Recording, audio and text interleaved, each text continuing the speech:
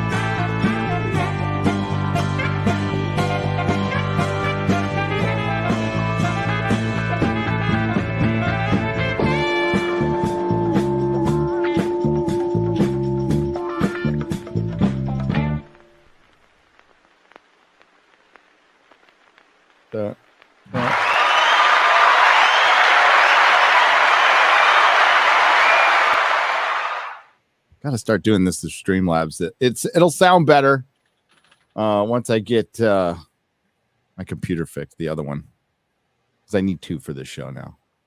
Hi everyone, welcome to the Nerdrotic Nooner. My name is Gary Beekler. Come from my mom's vagina. I do.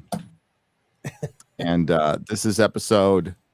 What number is it? 320? 334. 334. Wow, that's a lot. It's a lot of Nooners, but it's only X-Ray Girl's second. My second. Yeah. I broke it in. I'm getting used to it. And yeah. I'll be a pro at this soon. That's good. That's good. Practice makes perfect. That's what they say. And we are also joined by Chris Gore. What's up, man? Feeling good, Gary. Maybe I dodged a bullet by not being involved in the new G4. I don't know. I'm thinking you did. You know what? What's great is the timing of your documentary is now going to be perfect. You were worried, like we've got the new documentary and there's the new G4. It couldn't have happened better for you, dude. I wonder if the network will last until its 1 year anniversary. I mean, I saw. I don't know. Because the network launched on November 21st last year, and I don't know, man. It's weird, and then not a lot of people are talking about it. I saw Ryan did a video that Pereira announced he's leaving in October. Yeah, we read that on Real BBC. Yeah, I didn't know that either. Yeah, so he Pereira's leaving of his own accord. It sounds like the way it was worded. Yeah, getting the F out. Poor Kevin Pereira. Yeah, no, dude. He's the most talented guy that I had the pleasure to work with when I was at G4. The guy was like born to be on TV. Also a stand-up guy, like off camera. You know, you don't see him getting in weird fights on Twitter because he doesn't give a shit. Like, he's just good to everybody, and can't say enough nice things about him. And I don't know, man. I'd like to see him do something. You know, like he was doing that Pointless podcast for a while, which was very good. He would just do one-on-one interviews, but yeah, I don't know. G4, what a mess, and it'll be a lesson in television history.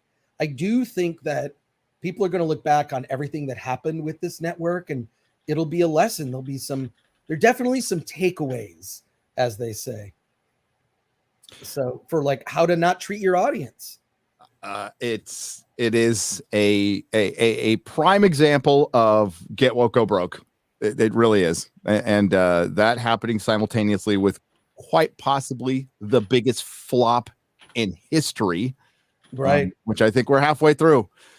By the time the Rings of Power is over, it will be the biggest flop in history. Whether Amazon wants to admit it, there's going to be a bunch of data out there that will prove it. And wow, who couldn't see that one coming? Did you see the new numbers on House of the Dragon? The audience is increasing. 29 million average viewers. So it's creeping up to, it's right around where Game of Thrones in its prime was averaging. According to HBO Max, okay, we got to put that caveat in there. But yes, the audience is visibly increasing, and our live stream last Sunday was our live streams the numbers are increasing, which usually doesn't happen. When we review TV weekly, here is the pattern. everybody tunes into the first episode. That's your biggest number. And then, it tails off a little bit. And then if there's interest in your show, the finale will be big. Like a lot of people will tune into your live stream. A lot of people will tune. It mirrors the ratings of the TV show, the interest, right? Now it's been a while. It's been a minute since I've reviewed something weekly. I mean, I did it on Nerdrotic Live with Picard, and like people tuned in to season 2 just to see like, hey, did they fix this? And they threw a lot of member berries at you, like some ships that actually look like ships in the first episode, and then it just devolved into the worst crap I've ever seen. And it was just people like, I just want to watch you rip this thing. That's fine. But back in the day when I used to like review like stuff that was interesting, that was the pattern. It would be interest in the beginning, and then would just like bow a little bit, and then go back and go up at the end if it's a good show. Yeah, it's a good show. And that, I'm sure that happened with The Mandalorian. The Mandalorian season 1 did that, although every one of my reviews was, it's okay. It's kind of like a cartoon with people, which I haven't changed my mind on it. Yeah. But it's going to be interesting to see. House of the Dragon is definitely the best thing I've seen, including Andor, which we'll get. Yeah. Which we'll get to. But real quick, you saw a movie by, I keep on wanting to say Olivia Munn, but it's by Olivia Wilde. That's true. Yeah. I saw Don't Worry, Darling, which is, I know more about the controversy of this behind the scenes of this film than I care to admit, because I can't stand, I'm not a gossip person. I don't give a shit about that stuff. But yeah, so I saw the movie. It was at a screening. Like anybody could buy a ticket to this. I didn't get an advance screening. And it was on Monday. They called it the Don't Worry, Darling IMAX experience, which is a little pretentious, but it sounds a little pretentious to me. It's apropos. I think it's very, yeah. But you and I were talking before the stream started. You compared it to like, is it a Stepford Wives kind of thing? And in a way, sort of, aspects of that. But if you've seen the trailer, it's this idyllic life. Florence Pugh is a housewife, sort of feels like in this sort of timeless, sort of frozen in the, late 50s, 60s era, right? Where everything is perfect. She cleans at home. Husband goes off to work during the day, and she has this like perfect life. But there are, things don't feel quite right to her, right? Things don't feel quite right. All that is in the trailer. Now, if I keep talking about it, I can get to the huge twist, but I don't know if people want to hear what the twist is. Why don't you put a poll up, X-Ray Girl? Yeah. Does anybody give a shit about Don't Worry, Darling and the twist? Olivia Wilde was in House, one of the best TV shows ever. I freaking loved House. Absolutely loved it. And she was in Tron Legacy. And she was hot in Tron Legacy. She is dumb as a bag of hammers, that one. Well, look, I think that she's a very good actress, director. I'm not sure. Like, I'm not. You can say that, Chris, and I can say dub. So it's nice to see we get varying opinions. There you go. But I mean, look, it had one of my favorite cinematographers behind the camera made this movie look freaking amazing. Matthew Libatique. He's Matty Libatique. If you know him, just look him up. So the movie looks pretty. But if I tell you what the twist is, it's like, this is the big thing. It's a big twist in the third act that changes everything that you've seen. And it's weird because Chris Pine does play this sort of inspired by Jordan Peterson, or at least Olivia Wilde's interpretation of Jordan Peterson, which is reading CNN articles about Jordan Peterson. Exactly. Not like actually watching any of his videos or the Joe Rogan interviews or anything like that. Exactly. Yeah. She's completely off base. So it's sort of like the Hollywood person, what little they read, what they think about something, which involves no research. So I don't know where the poll is flying. Oh, it is. Please spoil away. 93%. Okay, cool. All right, here we go. So, and just so you know, I saw it with a buddy of mine who leaned over to me after the movie, and it was just like, oh, I think somebody was going through a divorce when this movie was being made, because it is the most anti-male film I may have ever seen. Shockingly anti-male, anti-patriarchy, it's shocking. So the twist is you find out after Florence Pugh is sort of having this idyllic, perfect life, but sort of seemingly things are not right. She's having visions from her past, whatever. She tries to escape. There's an area that she's never supposed to go to, which is where the men work. It's revealed that everything that she's experiencing is a lie. She is living in a virtual world, and she is forced to be there by her husband, also played by Harry Styles in the real world, who is totally an incel. Like, in terms of like what you would consider the cliche, he's sitting at a video game, he's playing games all day. He looks they make him look kind of ugly and nerdy as much as you could. I mean, Harry Styles, I think that guy's a moron. But if you've seen interviews with him, he's just a complete himbo. But so you find out all the men have forced their partners to exist in a virtual world that's perfect, where the men are in control. But in the real world, they show Florence Pugh is like, she's a nurse that is sort of overworked, while her husband, played by Harry Styles, is at home basically playing video games all day. And he's got glasses. They made him look really physically unattractive and nerdy and weak-willed, like definitely like a soy boy, right? I mean, not that Harry Styles isn't also that in real life. So it's she has to try to escape this virtual world. And if you get killed in the virtual world, you die in the real world. But it is so, I mean, I saw it like 4:30 in the afternoon at a movie theater, filled 90% had to be like all like teenage girls who screamed. It was really freaking distracting. So distracting. But that's the big twist. I couldn't believe it. Like, my jaw dropped. Like, this is the twist, is that she's captive of an incel in a virtual world where it's perfect. It's cringe. It's on the nose, and Yes. it's more proof that Hollywood hates nerds, always has hated nerds, still hates nerds. And it sounds like there's so much more going on. I mean, yes, it sounds like it's anti-male, anti-patriarchy, but it's also anti like what Hollywood is. And Hollywood knows that like video games are replacing them too. Right. Just as they replaced comic books, that they as a hobby. And yeah,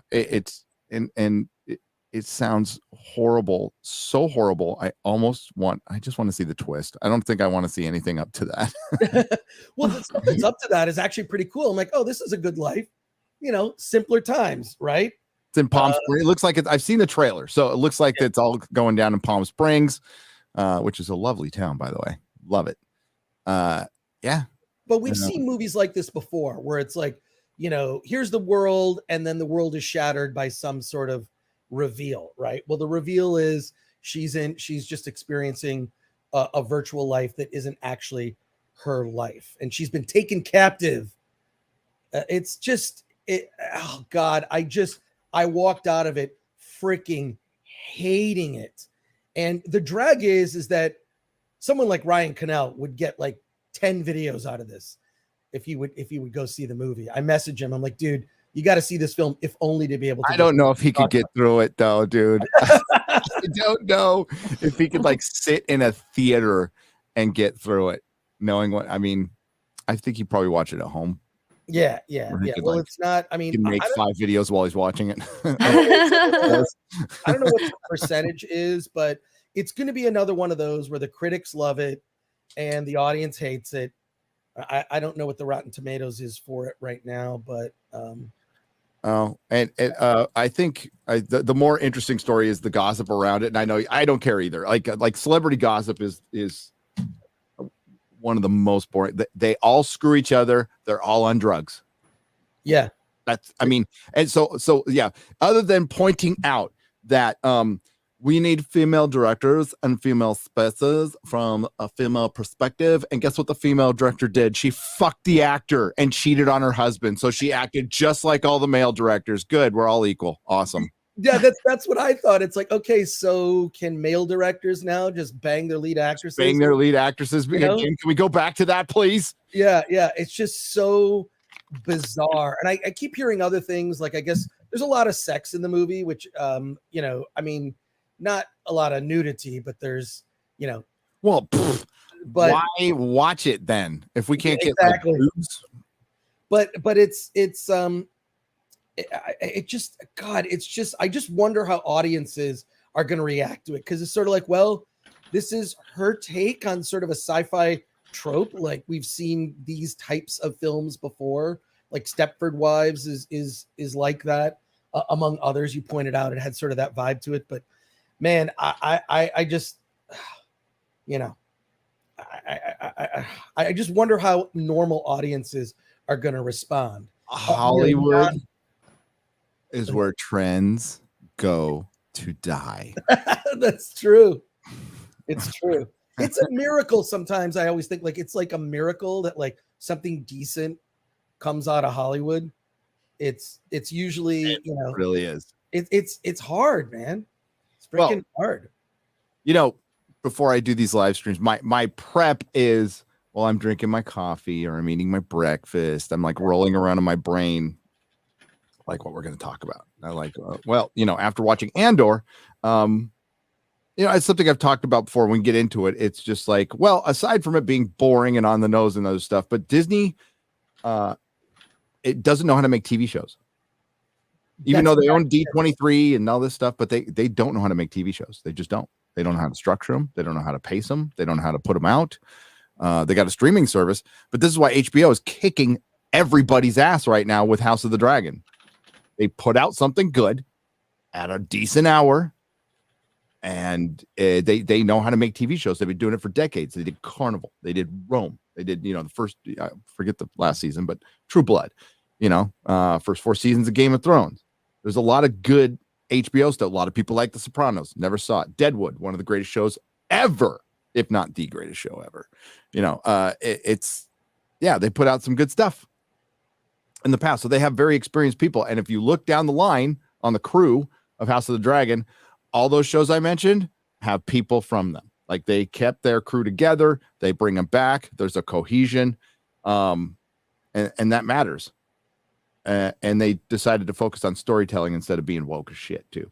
Well, so Powdered Toast Man for $10 says, thank you. Hey, Gary, just wanted to say, I like powder on toast when I eat toast, which is not often nowadays. Kind of gave up bread. Hey, Gary, just wanted to say thank you for some awesome recommendations lately. The Orville, there you go. Primal, woo, Primal, and House of the Dragon have all been awesome. Can't wait to watch the last 3 episodes of Primal tonight. Yeah, I got to watch the end too. I heard it's a little heart-wrenching. Little. If you haven't seen, have you seen Primal, Chris?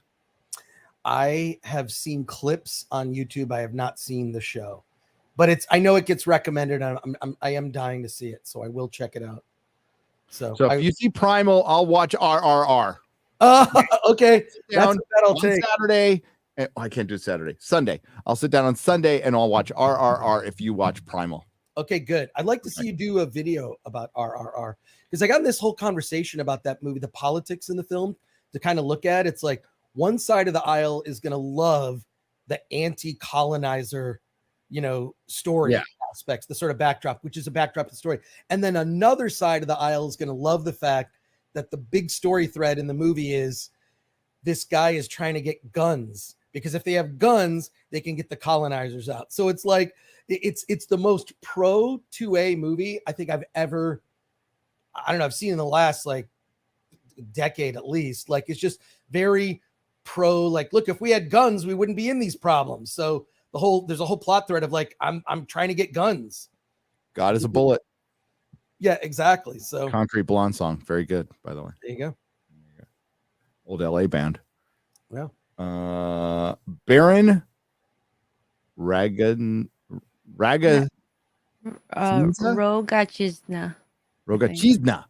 I think it's a chess sound. Okay, there you go. I'm going to roll with it.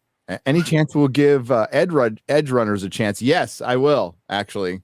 You could use some good, something good for a change. Also, RRR was a great recommendation. There you go. Thank you for the £5 I'll check out Edge Runners. It's short. It'll probably be later, though. Matthew Hammond for $4.99. I mean, because Rings of Power, House of the Dragon. I gotta mix in a Marvel video because it's been very fantasy heavy on my channel, and I like to mix things up a little bit once in a while. But I think I've prepped everybody for these 2 months. I hope I have. I'm like, these 2 months are gonna be like House of the Dragon. They're gonna be, well, I didn't think House of the Dragon would be that prominent. I thought I'd do a couple like reviews and be out. So I'm a little surprised about that. Thank God it's good though. Matthew Hammond, $4.99. Would comics and movies be replaced with video games if they were still good? Are people going to video games because they are taking longer to go woke? What do you think about that, Chris? I have an answer. But... I think so. I think video games have been less infused or less infected with the woke mind virus, so to speak. But yeah, comics and movies, and it's not all movies, right? It's like I think there's certain things that have defied going woke. Like a lot of horror that I've seen recently is just zero, like movies like Barbarian or Pearl X, The Black Phone are horror films, some of the best horror films that came out this year. Nothing woke about any of those films. So I think certain genres have defied it. But franchises have been infected with woke, messaging. Franchise movies and the comic stuff. I can't remember the last time I bought a new comic. I buy reprints, or I'll buy I'll buy used comics. But yeah, like comics, just all I see are these just the worst storylines in modern comics, where I'm like, I just have no interest. I don't want it to ruin characters that I love. I mean, it seems like they're doing that. They're doing a good job of that. I don't know who's buying these comics at all either. So, but yeah, I think video games are taking a longer time. I think there's a lot of other studios that are not in the States as well. So you have those competing studios like in Asia and Europe, and they're not going woke yet. Hopefully not. So I think that's probably why we don't see it as woke as movies and comics. Yeah. It's a good point. Comics has been losing the video games for 2 decades now. It's just been losing. It's a replacement medium. You can actually interact with so you could take your comic book character and now interact with them. I mean, I know some of the superhero games haven't been great, but Batman certainly pulled it off with Arkham. I thought like the Spider-Man movie, the Spider-Man 2 game back in the day, fucking love that. I absolutely love that game. And there's a couple of other Spider-Man games like Shadow Dimensions were really cool too. So yeah, I think it's a replacement medium where we have been leading up to. I've done it before. Maybe I'll find it, and we'll go over it in this live stream. Douglas Adams' very last interview, like days before he died, unfortunately on a treadmill from a heart attack. He was 51. It's a tragedy. Wow. But somebody was just in a San Francisco theater with a handheld video camera asking him, hey, what do you think the future of entertainment is? And this guy is like one of the most humble, like prophets of media ever. A lot of the stuff that's in Hitchhiker, he just thought of as an idea for his book that ended up like, the Hitchhiker's Guide to the Galaxy was the internet, basically, and it's pretty funny. But he said he basically said the future of entertainment, the future is interactivity. This is a new word that just came up recently from the internet. And this is what entertainment used to be back in the 19th century and early 20th century in theater. You would just go to theaters, you'd go to towns, and you'd interact with your audience. They'd be part of the show. And we got away from that. We got away from that with music, with publishing, with television, and with films. So it's just, we're giving you something, and I like that the artist, unless they're at a concert or they're not hearing a reaction. That's a 20th century model that's dying. So what video games does is it combines them all. combines them all. So it's absolutely the future, and that's where the innovation is. That's why it dwarfs Hollywood as far as money is concerned. It just dwarfs it. And Hollywood's contracting right now. And it's contracting in ways. You know this, Chris. Like licensing deals are drying up. Like they made tons of money licensing TV shows and films and characters and books and merchandise. And now that they're putting putting the risk in other people's hands, now they have to produce their own content, come up with their own money, and they have to have them on their own platforms. And they're finding out, it doesn't make as much money as it did when we licensed and had other people do it. So that happened to the music industry. It happened to the publishing industry. It's happening to Hollywood. When they go digital, you contract, you dilute, and it shrinks your industry. And there's no way around it. And then you're fighting piracy too. And that'll be impossible to fight. Like you'll never defeat piracy unless they shut down the internet. It's just a little late for that. So now they just use it as a promotional tool, which that's probably the best way to go, Chris. When House of the Dragon is beating the Rings of Power in piracy, they brag about it now, which is funny. I think it's hilarious. Yeah.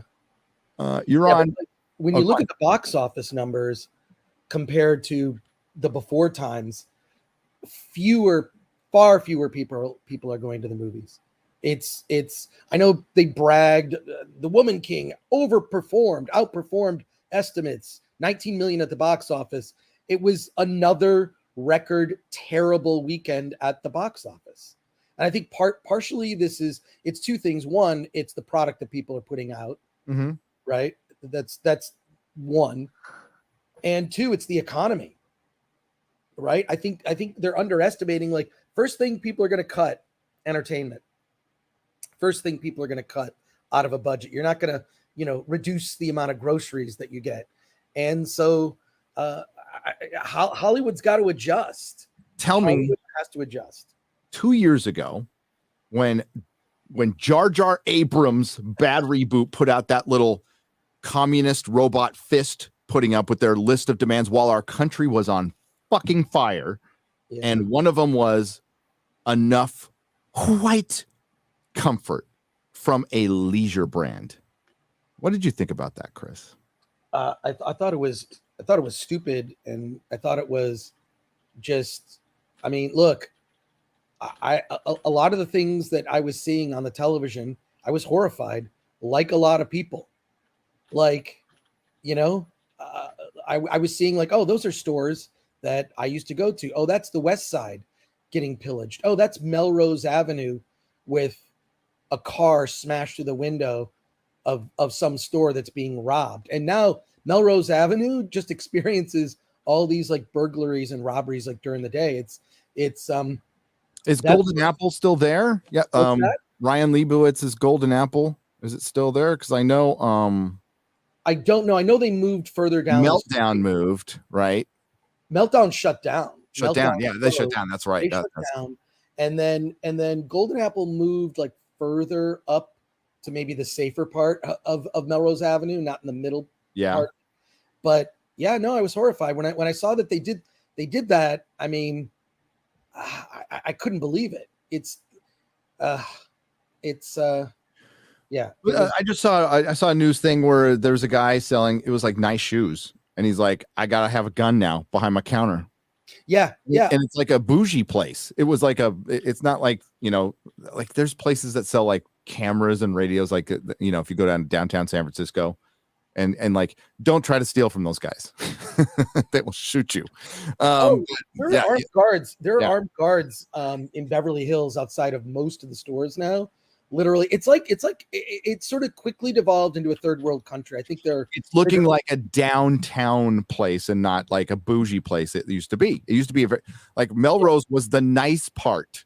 Like when we go to Hollywood, even back in the 80s, right? Yeah. Hollywood Boulevard was sketchy at night. Sketchy, but a good sketchy where a little punk rocker can go and get in some fights and meet some girls and get high on drugs.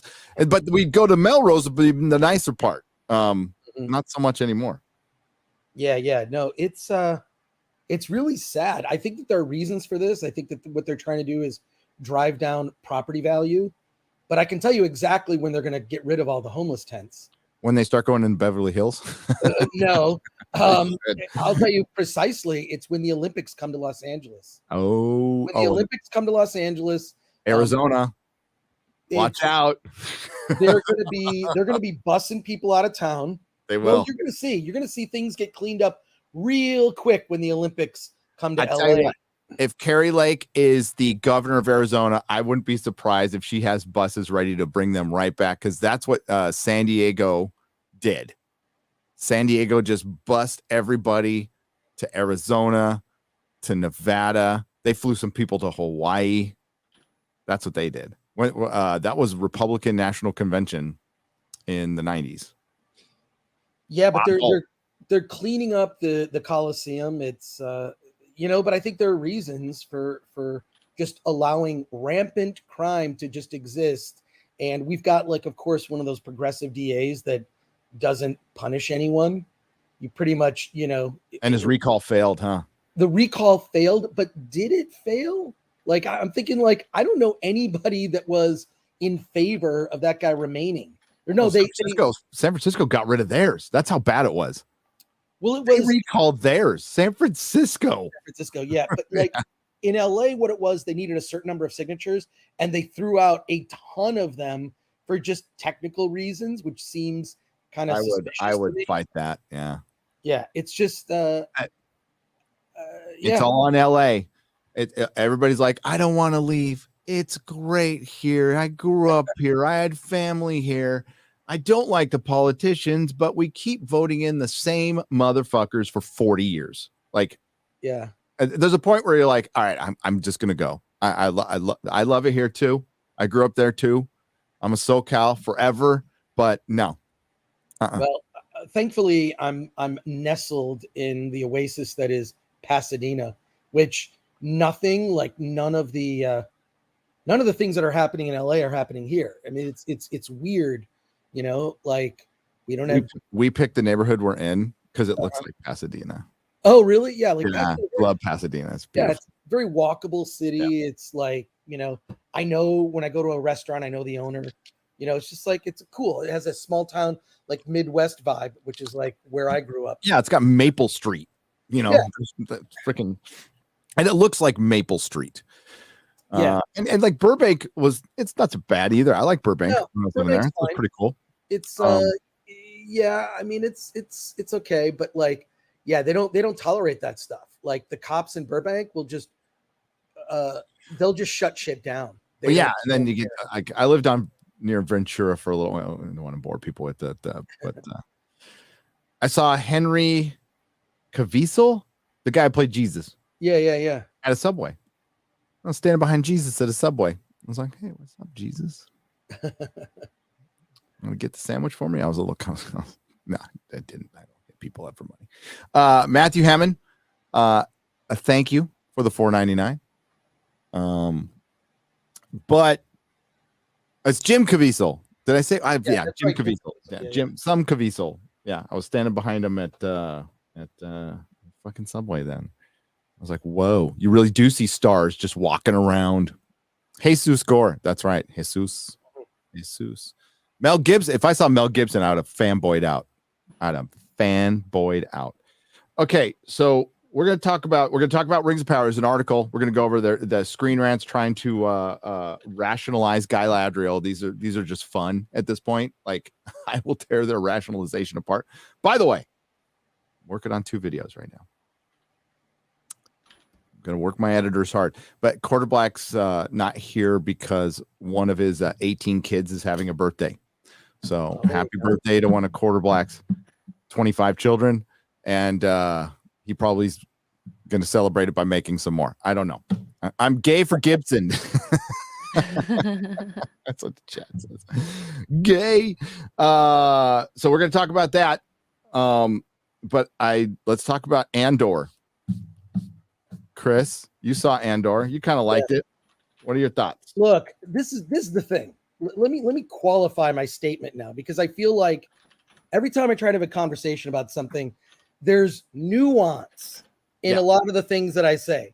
So there something can exist between this is a masterpiece and this is a piece of shit. Okay. And a lot of stuff is somewhere in the middle. So the thing about Andor is I like the look of it. I think it's the best looking Star Wars that Disney may have ever done. And Mr. H was pointing out on a live stream, Midnight's Edge earlier was talking about that it's because they shot it in England and had an English crew. And they're just better at that stuff. I mean, every detail down to the sets, I love it. Like, why didn't the sequel trilogy look as good as this? Okay, so I love the look.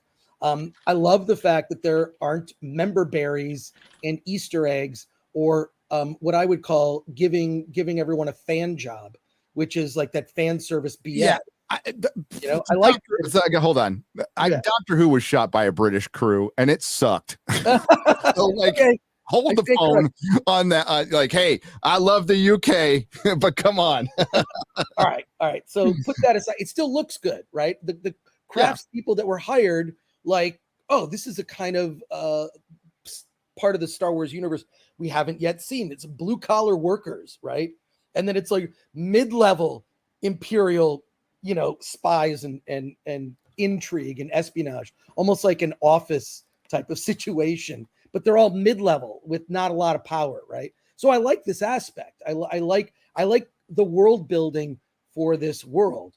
The episodes are weird, and I do like the fact that there's no member berries, Easter eggs, none of that stuff. I mean, unless there's stuff that I miss. I like the fact that the droid isn't even cute. The droid is just practical, like an appliance. It's useful, but it's not meant to be cute or make cute noises or sound like a baby, which is, I guess, what R2-D2 originally was based on. Like, just it's the kind of sounds that a baby would make, where you know what a baby is feeling. That was the sort of how they designed R2-D2.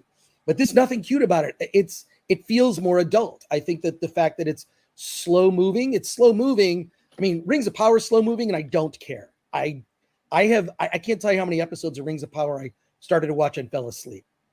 And in this, it's moving slow, but I feel like it's leading to something. I do think that, like, they got to pick up the pace. In a lot of stuff, but I at least like, and I think I've learned my lesson not to judge a whole, and you pointed this out, Gary, like, how can you review a whole show based on the first 3 or 4 episodes? You can't do that. And I don't think it's fair. So I'm interested in watching more episodes of Andor. I think it's off to a good start, not a great start, a good start. It's certainly first of all, I think Kenobi's the worst thing that has ever been done by Lucasfilm when it comes to, like, and that was the one I was most looking forward to because since The Last Jedi. Exactly. It's the worst thing. So I'm interested. I just think it's too little too late. I think normies are going to hate it. Grace Randolph hates it because there's no, there's none of that fan service. She's a normie. And so I think it's going to be a failure. And in the end, I think it will fail. And you were talking about something earlier. I really think is just Disney can't make TV shows. They don't know how to make TV shows. They don't know how to make television. They just don't. Like in HBO, they've got experience. And also here's Disney. They don't pay enough to hire the best people. They just don't. No. I feel like part of it is they get a lot of people that this might be their, they're working themselves up the ladder. They've never been on a writing staff. I would say that it smacks of a lot of this stuff, smacks of inexperience, and they don't have the budget to pay enough. Now it's Tony Gilroy and the team, the producers are the team behind the Bourne movies. So it has that feel, right? The Bourne movies are slow burns until there's action, right? But I like where this is going. I think it's interesting when you get to the 4th episode. I don't know. Do they show any of Coruscant in this? They do show some Coruscant, right? In the first 3 episodes. Did you notice? It has like a 1930s Germany feel. There's a vehicle that Mon Mothma pulls up in the show, and it's like, oh, that has sort of a vibe of pre-Nazi. I didn't see Mon Mothma. Yeah, she's in 2 episodes. Episode 4. So I only saw 3 episodes, and I didn't see Mon Mothma. But I saw what's his name? Oh my God, why am I blanking on his name? From Thor. His dad, Stellan Skarsgård. Stellan Skarsgård. Yeah. Come in and meet and Juan Solo, Andor. Yeah. There's an action scene. But please finish. No, but it's just for me, it's like I'm interested in seeing what's happening. Whereas Kenobi, it was torturous and frustrating to watch that show. It was all the best parts of the prequels were just kind of ruined by that series. They ruined the character of Kenobi. The thing was for kids. There were things that were laughable, like Obi-Wan Kenobi hiding Leia under a trench coat. I'm dying to see that cosplay. Please, somebody do that cosplay at a convention. But Kenobi was just like the thing that I had hoped. Like I might. We just get my wife to hide under a coat. Yeah, and make it more ridiculous. That was comical, like out of a bad Little Rascals episode. Although the Little Rascals is actually pretty good. But no, I'm interested and curious to see where it goes, and I want to see more. But I pretty much blackpilled on Star Wars. I don't really care anymore, and we're not going to see any Star Wars movies. Those have all been canceled, and they still have yet to kind of get the TV shows right. I feel like they're still figuring it out. But you're right, Disney. I mean, you said it earlier. Disney doesn't know how to make TV shows. And this what's weird. Can you imagine watching those 3 episodes, like not watching them back to back? There had to be some contractual or legal reason that they needed to be separate episodes, maybe a budget reason or a legal reason. Like the end of that first one was what? Yeah, it just ends. It's sort of like there's no like progression or anything. I mean, all the House of the Dragon episodes, they have they leave you wanting more. Not all questions are answered, but each episode has a story that concludes a main story, and then there's the overarching, the threads that are running for the whole season. But you don't get like Andor just sort of stops. Like, what? That's an episode. There's definitely what they should have done is the first episode is 90 minutes because it does kind of tell one story and then it pivots in. They should have just made it like, why even put breaks in it at that point? That was stupid. That was so dumb. Like, it's just another reason like they don't know what the fuck they're doing. No. You know? Okay. So your thoughts? Boring as fuck. I mean, just unbelievably boring. Now, I will preface, I have a bias. It's not even a bias. I don't care. I am out on Star Wars. There is no way they could, unless they can reincarnate Gary Kurtz and bring George Lucas back and resurrect Carrie Fisher at a younger age and Harris do all that. Like that, it's not happening. I don't care if they erase fucking Disney. I've seen it. You can't erase it from my memory. It's dead. It's fucking dead to me. I don't care. I don't want to buy anything. I don't care about this fucking world. It bores the shit out of me. And this was boring. Look pretty. Like production wise, this is probably the best thing they've done since Rogue One. I mean, there's like the Disney trilogy was shit. There was like some ships look good. Like I'm not going to say it like all like look like crap, but it was like, like little M&Ms in a poop. That's what I would describe it as. I don't care about Andor. This is a prequel to a prequel. A fucking prequel to a prequel that leads to a failed babysitter, a twice failed babysitter babysitting a quitter. That's what Star Wars has become to me. So I don't care. I'm not invested in any of these characters. It's mystery box bullshit. It looks, and I think the immigration allegory is on the fucking nose to the point where I think they're borderline being kind of racist with, all the brown people that live in like thatched huts in their tribe. Why couldn't they be in advanced society? Is there any reason they couldn't have been like living in harmony with nature, advanced society? Why did it have to be a tribe living in a jungle in teepees? Really? Fucking really? That's where you went to get the immigrant experience? Why would people immigrate to the empire? China doesn't have an immigration problem. Okay, like we do. All right. So you're mixing up your allegories and your metaphors. And then it's describing somebody in a Star Wars show as a brown person, basically twice in a place filled with aliens. And then why weren't you the language they were speaking? They weren't translating it. Did you notice that? Yeah. They didn't translate the language, the Canary language they were speaking. Well, why not?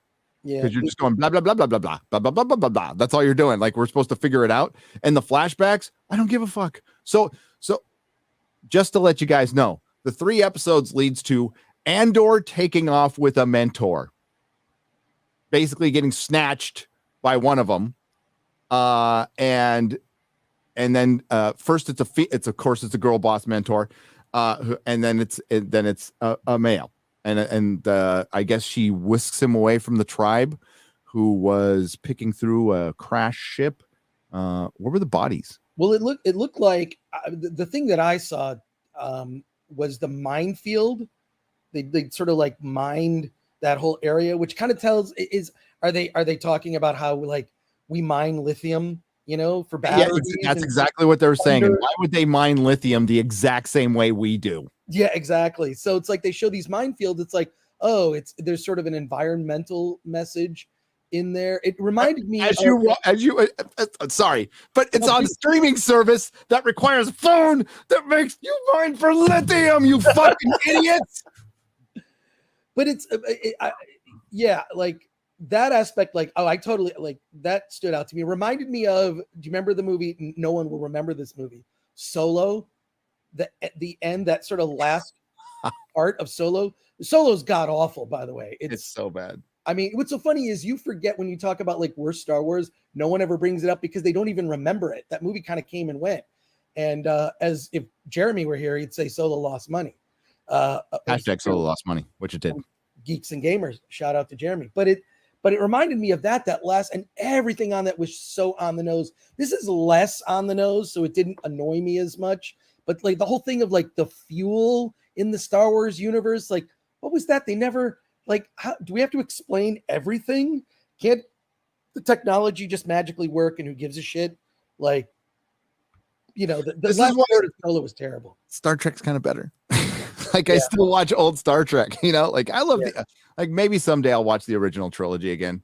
But honestly, the last time I tried, I was halfway through Empire and I saw Han Solo and I just thought of John Travolta's son fucking stabbing him through the stomach stupidly. It's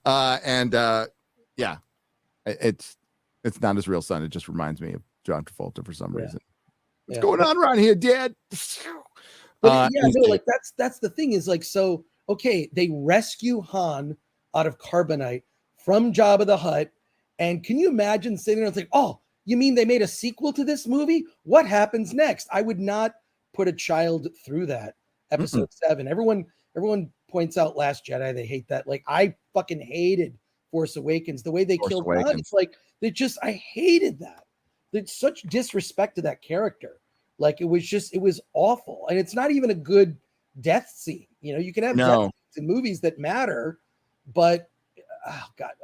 Spoiler for my next video. Scotty Mendelson from Forbes called Spider-Man No Way Home the Force Awakens of Spider-Man movies. What is that? Wait, what? Yeah. Oh my God, Scott. Oh, I found something. Oh no. It was like, I can't even say because I don't want anybody else to find it. Oh, good. But I found something. I'm like, nobody's talking. Oh, okay. So I'm gonna that's what my next video is on. It's just, we'll leave it there. I end up talking too much, but I want to surprise you guys. I can't wait. I watch all your videos. But he called Spider-Man No Way Home the Force Awakens of Spider-Man films. Maybe he means from a financial standpoint. I don't know what the context is, but that's not the context. Oh, It was insulting. It was supposed to be insulting, which is funny because he likes the Force Awakens, but then that's the whole point of this is you hear people defending. Remember all those people like defending Last Jedi like they're defending their mom, like you insulted their mom, and now everybody, like so many of them are like, well, I know it's divisive and it wasn't that good. And there was a lot of things that like, oh, then the truth finally comes out like 5 years later. It's like, remember when that dude was calling me racist? Like, John La Rocha, the outlaw yesterday, making a fool out of himself, getting ratioed by Steph, my nerdy home. That's my girl. We'll get her. But he was out there trying to like, just, gaslight everybody. And he did. By saying we don't want a bunch of white men reviewing Andor because there's we need like Latinos or someone with immigration experience. And I'm like, oh, well, let's get the all ice Andor review. That's what I was thinking, because that's immigration experience technically. But that's what he was saying on Twitter. Yeah, it was a bizarre tweet. It was a really fucking bizarre tweet to get attention, because apparently shilling on your own ain't easy. So there you go. That's Chris is not associated with my statements. I don't know if you know the man or whatever. But like when you go out there, and then he's all the racists in my replies, go fuck yourself, dude. You're the problem. You the problem. And that's why nobody's watching your fucking channel. So once you look in the mirror and realize that you're the fucking problem, then it will be solved. Just so you know, Rocha outlaw. By the way, I do know Scotty Mendelson. He used to write for Film Threat years ago, and I see him every once in a while at the AMC Burbank 16. I brought up, I'm like, hey, Scott, do you know that like a lot of people online like hate your takes? I don't care. Whatever. Like he's so like in his own world. He's completely unaware that he's, that his takes are not well liked. Yeah. Well, he's definitely watching our videos. Is he? For sure. He tells me he's not. He used the title. I mean, he damn near uses the title of one of my last Marvel videos. Really? My last two have been basically Marvel is doomed and Marvel is dying. So like, and it is. It absolutely is. I would agree with that. It is fucking dying. I mean, it is in entropy. So is Star Wars. So I think Star Wars is past dying now. Like when I mean dying, you bought your intellectual property for billions of dollars, Disney, to make films to make billions of dollars, so they can in turn make toys to make even more billions of dollars in T-shirts and underwear, because that's where the real money is. The real money is in the merchandising. And that's fading. That's fading largely. There's a lot of reasons, but you built your entire foundation of sand on your woke content, which destroys everything from the beginning. It's like a cancer. But there's also other factors, like kids don't buy toys anymore. They're not really into action figures and stuff. And yeah, it's just, and it's plus it's gotten old. It's just gotten, like, you bought Star Wars 10 years ago. You haven't done much with it. To be quite honest, you haven't done much with it. I can maybe count on one hand, maybe two average things. And that's what Andor is. Andor is meh. Now, there's two, like, there is heavy political messaging in this. It's heavy, but there's like competent actors performing well. Like, this isn't like cheesy acting. The dialogue isn't like god awful like it is in The Rings of Power, or it has been in Obi-Wan or Boba Fett, or even in Mandalorian, folks. Sorry. Like, there's competent dialogue, competent production, competent acting. But that's it. It is basic. And like, maybe this is what they need to do to turn things around in 20 years for it to be the franchise that they wanted it to be. What they did was they rushed into things. They didn't plan. They trusted the wrong people. They went all in. They made a bunch of money at first, but you killed it. And fans, like, we want this shit to go forever. Now, nothing does, but Star Wars and Marvel should be doing just fine right now. They should be, because we've seen Spider-Man is not an anomaly. It shows that there's still a desire to see this stuff. It was good enough. It was still a desire to see this stuff, but that desire is waning fast. And people can compare domestic totals of Doctor Strange and Thor. But what Ryan pointed out very correctly in his videos is the amount of people going to movies. Don't look at the box office totals. Look at tickets sold. They're down 30%. Pretty much across the board, except for Maverick, and Spider-Man. But the movies are in a bad shape, and production stopping didn't help either. But it's turning out, Chris, like revving everything up wasn't as quite as easy as Hollywood maybe thought it was. And they still dealing with COVID restrictions. In Los Angeles for certain events, yeah. Like I don't care. I never wear a mask. I meant for shooting. But I see like, for shooting, yeah. I still think they're doing that stuff. It's so dumb. They have like this. Well, where the talent is, they don't have to wear masks, but they call them zones. It's really oppressive, and to me, it's just a grift from the medical industry. Yeah, it is. It's just a continuing grift, like selling testing kits, selling this. It's like I happen to talk to a guy who I don't even know if we should be talking about this stuff. Gary, you tell me. But I talked to a guy who retired from the medical industry. He says, "Look, this is just we can. It's okay to talk about now. Yeah, it's just a variant of the Spanish flu. It's it's a cold. It's a variant of H1N. It's a variant of the Chinese flu that came in from the 1960s that shows up every decade, pretty much. If you go through Wikipedia, that's how I found out. I went on Wikipedia, which is not a reliable source. I'm not saying that. And I looked up COVID, and then it was damn near 10 years ago. We had it was either H1N1 or bird flu. That's the one I got, by the way. Like bad. Like went to hospital, IVs, all kinds of shit. Then 10 years before, there was another one. Almost exactly 10 years before, there was another one. The difference with this one, though, is manufactured. But sorry, little manufactured, little manufactured. So. Yeah, and it ruined everybody's lives, basically. Killed some people. And now we're picking up pieces. Businesses and just like, I don't know. I'm sort of sickened by the whole thing, but I'm fortunate to work at home. I haven't been as affected. Yeah. But I'll go to events and they say masks required. I wear a certain kind of mask that I know you do. breathe a little easier, but like.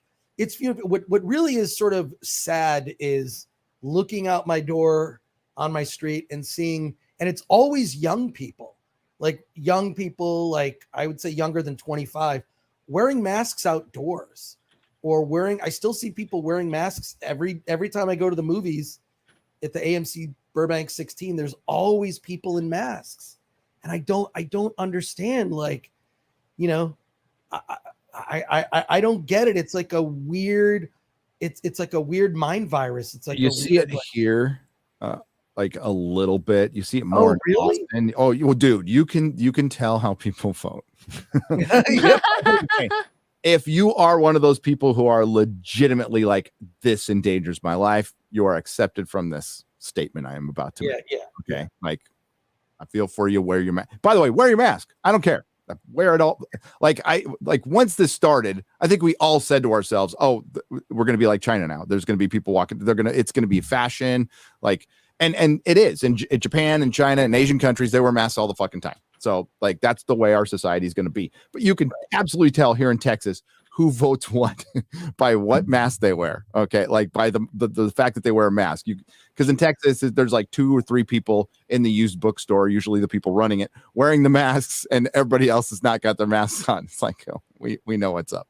So yeah, don't worry. My sheriff made a fucking goddamn fool out of himself. Jeremy made a video on it.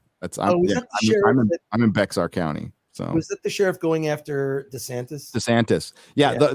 In his jurisdiction, where 50 immigrants died in a fucking truck. They were left behind. Yeah, but that's what he's worried about right now. So yeah, I didn't know who the guy was. Now I know who not to vote for. now I know who to vote against.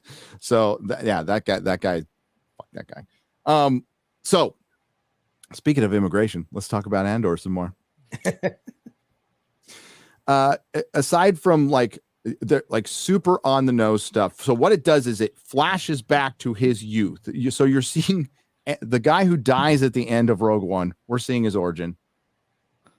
I mean, at the end of Rogue One, I wasn't like, I need to know more about Andor. I knew enough. He was a rebel. He rebelled. He was willing to do some dark stuff, kill his own people. And he died at the end, which kind of makes sense for that kind of a character. Like if you're willing to kill your own people for the cause and you kill yourself for the cause at the end, all right, you're still kind of a dick. But like the murders, he commits murders in the early part, and we're supposed to follow around this character like he's sympathetic, and I'm just not feeling sorry for him at all. Dude, I'm just not. Diego Luna's a decent actor. I'm not saying he's a bad actor. But what the actors have been saying on their little tour, I think they're pretty on point. I do. I'm starting to see little cracks, little Disney cracks. And yeah, I think the biggest problem with this is they don't know how to tell a effing story at Disney. And I go back to the investor summit in 2020. Remember that, Chris? Bob Chapek. Oh, yeah. He said something really enlightening. I put this clip in a lot of my videos, and I'm going to put it in one very soon, where he's all basic. I'm going to paraphrase what he said. They write by algorithm. I repeat, they create and write by algorithm in tune with the creatives. So I wouldn't be surprised at all if they okay, we have a 9-episode series. Most people watch the first episode and say, by our data shows they watch the first, the middle, and the final. So we're going to put our best talent on the first, middle, and final. And then we'll pay a little less for the talent in between. Right. We'll have one supervisor, won't call him a showrunner. And then we'll hire less talented writers to come in. I don't know if that's the case with Andor yet, because I've only seen 3 episodes, but it's most definitely the case with every Disney Marvel show and every Disney Star Wars show I've seen.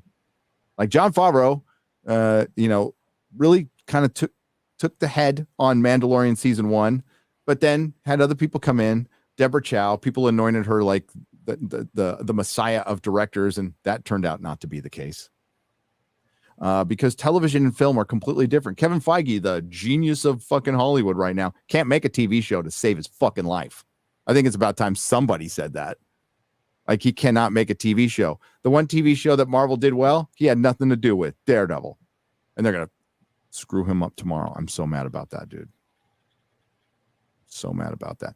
So I think Andor will probably be a competent show that I will have no interest in whatsoever. I don't think I don't see this thing getting better. I'll let my friends cover it and they can check back in, unless I doubt the audience is like, yeah, rest in peace, Daredevil, for sure. I doubt any of you are clamoring for Andor reviews from me. Okay. You're a little busy too. Yeah. God, I'm just loving all your Rings of Power coverage, and just thanks, buddy. Like it's dude, you're busy too. Yeah, but I talk about movies that nobody goes to see, like Don't Worry, Darling, and a lot That's of good. movies. Oh, I know. I think I'm the only person. I've seen a ton of videos about the Woman King, but I think I'm the only one who actually saw it. Which I that thing's been a whole controversial. All the controversy surrounding it is kind of. I think that Boycott Woman King actually helped it when that trended on social media. But I think it did too. I think that's why it's like, do we want to help? Don't Worry, Darling.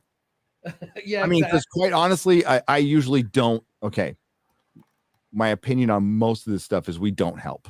We don't fucking help at all. And movement marketing and fan baiting. I think it's helping a film is an absolutely flawed argument. You don't want your intellectual property having half your store, your hot dog stand. Do you want half of your hot dog customers pissed because your hot dogs fucking suck? No, you don't. You want as many people as possible happy with your hot dogs. It's really that simple. Yeah. But no, they Hollywood now thinks they are so much better than conservatives or people or just anybody who doesn't think like them. It's it's time for Hollywood to end. I think it's it's fracturing off. You mentioned there's like studios in Atlanta now, and or what somebody mentioned. Yeah, Tyler Perry has his own. He doesn't care about Hollywood. Yeah, he makes an audience. He makes movies for a certain audience. I am not that audience.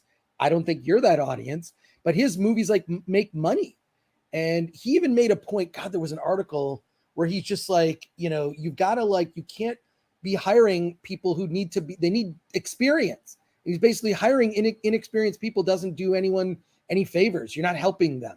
No. And he built his studio in Atlanta specifically to make certain types of films and build a film community there. But also, if you look at the box office, just look at movies coming to the theaters, it's kind of surprising to see there's an anime movie every week that opens, whether it gets a big release or not. There are Indian and Spanish language films that are getting wider releases, and there are fewer and fewer Hollywood tentpole movies, right? I mean, part of the reason that DC moved their schedule around, part of the reason for that is one, obviously to retool what the vision is for DC as a brand in the future. But secondly, they don't have the money to release the films. They literally don't have it's expensive. It costs as much as the movie to release a movie when it comes to the tentpole films, right? Yep. Like $100 million, hundreds of millions of dollars sometimes marketing campaigns. It's kind of insane. It's absolutely insane. And it's unsustainable. That it's like when you're watching Netflix, and we were in a great economy 3 years ago where it was sustainable. But even then I was like, man, the Netflix model, if things go south, you can't do that. For one, Netflix just started getting into the black. Remember, it was in the red forever. I had a good friend who worked there for a long time. And ended up working on the Disney Plus streaming service. Right. So are building it because they've been building it for years, by the way. They were building it way back in 2014. They were getting ready for it. All right. So it's not like they just whooped it up. They've been trying for a long time to get that thing going. And it is, is it weird that it premiered during a global pandemic? I think that's awfully coincidental. I do. And I don't believe in those things, but that's for another day. But when it comes to sustainability, it was like, okay, we got this big pot of money, so it doesn't matter. Individual shows and individual views don't matter as much as they would for broadcast TV. Well, they're finding out that that's not really the case. Like you need people watching your show, and now because you can't license them, and the DVD sales aren't going to come, all your money's going to come from that streaming service. That's it. Oh, that's not as great as we thought. And now we need to start thinking about not dropping our shows all at once. I know that might piss off some people. And there's stuff I prefer to binge to, absolutely, but you can always binge later. But if you want to keep getting good entertainment, which we haven't lately, to be honest with you. Yeah, you got to have it come out weekly. You can't break that model. You just can't. Or your shit will be forgotten about, and it'll turn into fucking TikTok. TikTok's just this thing that people consume. Maybe they're spending too much time on it, but eventually, because there isn't any long form stuff on it, the burnout factor will be very high on that, very, very high. So it's I don't know how Hollywood competes with that. Scripted entertainment is expensive, and it has to be really good, and it's so watered down and shit right now. People are going to other things. And now we have this just a break in movies again. You think Hollywood, by the way, Hollywood was working. They were Gavin Newsom, while my wife could not go to work and do hair as a licensed hair technician, by the way, licensed in safety and all that stuff. She was not allowed to go to work. Our gyms were closed. I was working out under a fucking tent outside in a parking lot when it was pouring rain, but Hollywood was allowed to work during the pandemic. How come everything is fucking behind? What's the excuse? Where'd the money go? It was an essential business, Gary. Hollywood. I went to Waco to watch the Rings of Power dog shit, and it was a brand new theater. Fucking nice. Our money bought that. Our tax money bought that. That was part of the fucking bailout, the huge bailout for theaters. By the way, how'd that bailout work out? Broadway's dying. Yeah.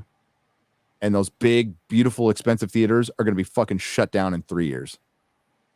And what's weird is they're still doing the masking rules at Broadway. Like, who would want to, first of all, who would want to go to New York now with crime on the rise? I mean, you're pretty much getting videos daily of batshit crazy crime in New York City. So who would want to go there? And secondly, they're still making people wear masks. It's just annoying. That's why I think that Martha's Vineyard thing is so brilliant. Probably the greatest troll of all time, because it just exposes that the elites that are making the rules and the laws are free to make them because it doesn't affect them. And the fact that they were turned away within 50, people, they couldn't take care of 50 people. And that, they bring in the military to get rid of them. It's just, it's disgusting. Fucking military. It was a genius play that you just can't fight. You just can't fight. And listen, it sucks people lost their jobs from movie theaters. I'm not happy about that, but shit has to fail. Like, if I wasn't failing at my business, I wouldn't have sold it. I wouldn't have fucking, turned my life around and got here. Like, good can come from bad. We need to experience failures. I really wished a lot of the banks would have experienced a lot of fucking failure 10 years ago. But like, we just kicked the can down the road, and we're going to be paying for it for a long time. And a lot of people just don't care. It's like, it's not my money. I'm not paying that much taxes. It will. When your bread costs like $20, you'll care. Bashy Washy gifted 10 Nerdrotic memberships for $50. Thank you. Woo. Anak Maman for $20 says, my birthday is on September 23rd. Happy early birthday, buddy. That's the same day that Don't Worry, Darling comes out. It's clear Hollywood hates me and wants me to suffer. They do. So you should go see it. You should go see it, Anak Maman, with all the Harry Styles fangirls. Oh my God. It was kind of torture to see it with that audience. Yeah. When I went to see Danny Elfman it was the last concert I saw in California. Danny Elfman did a Nightmare Before Christmas show. Oh, cool. It was fucking awesome, dude. It was awesome. But Billie Eilish came out and sang Sally's song. She did a good job, but like, there was just a bunch of girls there to see Billie Eilish. Is that how you say English Eilish, whatever fucking name is? And they were like screaming like it was a Beatles concert. And then when she was done, they left. I'm like, what the hell? This is Danny Elfman. This is Nightmare Before Christmas. It was cool. And then he played an Oingo Boingo song with Steve Bartek at the end. They played Dead Man's Party. So as a big Oingo Boingo fan, I was very happy. But yeah, we had to like wear masks at that one too, and I just took it off as soon as I got in. Was that the Hollywood Bowl? No, it was the like some bank center where that was like a soccer stadium in Anaheim. Okay. It's like a little soccer stadium. Right. It was weird. Okay. It was nice. It was really nice. It was like it's named after a bank. Very nice place though. The Grizzly for $20. Hollywood's not just getting replaced by video games. I've noticed board games like Dungeons and Dragons have made a significant boost in popularity, but I think it's Hollywood killing itself with leftism isn't helping. I think the boost in board games actually is from a Hollywood thing. Grizzly, I think Stranger Things really boosted D&D. But that's not bad because like it wasn't, it's been going on for years now. So it boosted it in a very good way. I mean, there's a bunch of douchey Hollywood channels or like Twitch channels doing it. It's like, go to what's Geeks and Gamers board. Tabletop. Tabletop. That's the one. Like they're the one taking that like the normal approach to it. And it's fun and that's good. Yeah, and I think more people are getting into board games. I'm going to be diving into my Solomon Kane one. That was just a Kickstarter that Razor Fist did a video on. Then I'm like, oh, that looks cool. So I'm going to try that. Well, I think that's good. There's nothing wrong. That's actual interaction with your family and your friends, and you can do it, via live stream. So like we're entertaining each other basically. We don't need you. Like that's why my last Rings of Power. We're gonna have the Access Media going. They took our gerbs. Good, good. Bradley Burnett has gifted 5 Nerdrotic subs or Nerdrotic memberships for $25. I keep saying subs. Thank you, Bradley Burnett. You're awesome. Stuff Hobbs for $20. Hey, all. Thanks for all you do. It's amazing how the Orville is more Star Trek than Star Trek. I miss Captain Picard, the real Captain Picard. Well, according to our friend who I love unconditionally, Robert Meyer Burnett, I think he's a sweet guy. He's wrong on a lot of shit, but I'm sure he feels the same way about me. But he says they're really going to try to turn this one around. They're like, this is it. But it might be an Andor situation. I think the next season of Picard might be a little more popular than Andor, but because you're bringing back the next generation crew, and that's a big deal to a lot of people. But I think it's going to be the same situation. Apathy. Right. It's too little too late. Exactly. Like apathy. Yeah. Yeah. It's just too little too late. It's like, okay, if they had kicked off with something like Andor and never even made Rogue One, okay, it's interesting. The seeds of the rebellion. But I just feel like when it comes to Star Wars, like, my God, like Kenobi was to me like the last. I didn't even watch Boba Fett. I checked in on a couple episodes, the ones that the Mandalorian was in. Yeah, I did too. But it was laughable. Like the way that Boba Fett escapes from the Sarlacc pit is like, it just felt like, and this is no disrespect because there are very good fan films out there. It just felt like a fan film. It just felt so like fanfic BS. And just Kenobi was the last straw. Like oh my God, Kenobi was bad. I think that's a really good assessment. This is why you're the best, Chris. Best. I love Chris. Hey, Adrian. Love Adrian Curry. What's up, Adrian? Fuck everything past Rogue One. Adrian, we got to get you on Friday Night Tights when you're ready. No pressure. Yeah. Whenever you're ready. We're talking. But if you're ready, just let me or X-Ray Girl know, and we'll make a place for you. You're awesome. Hail Gary, Chris, X-Ray, and Chat. Hail Chat. I've been re-listening to The Hobbit and the Lord of the Rings books. Oh, excellent. I have to recommend The Hobbit, the Tolkien edit. You need to put on your peg leg, but it makes those films viewable. 4 hours long, live long and prosper. Do you mean this? I got it.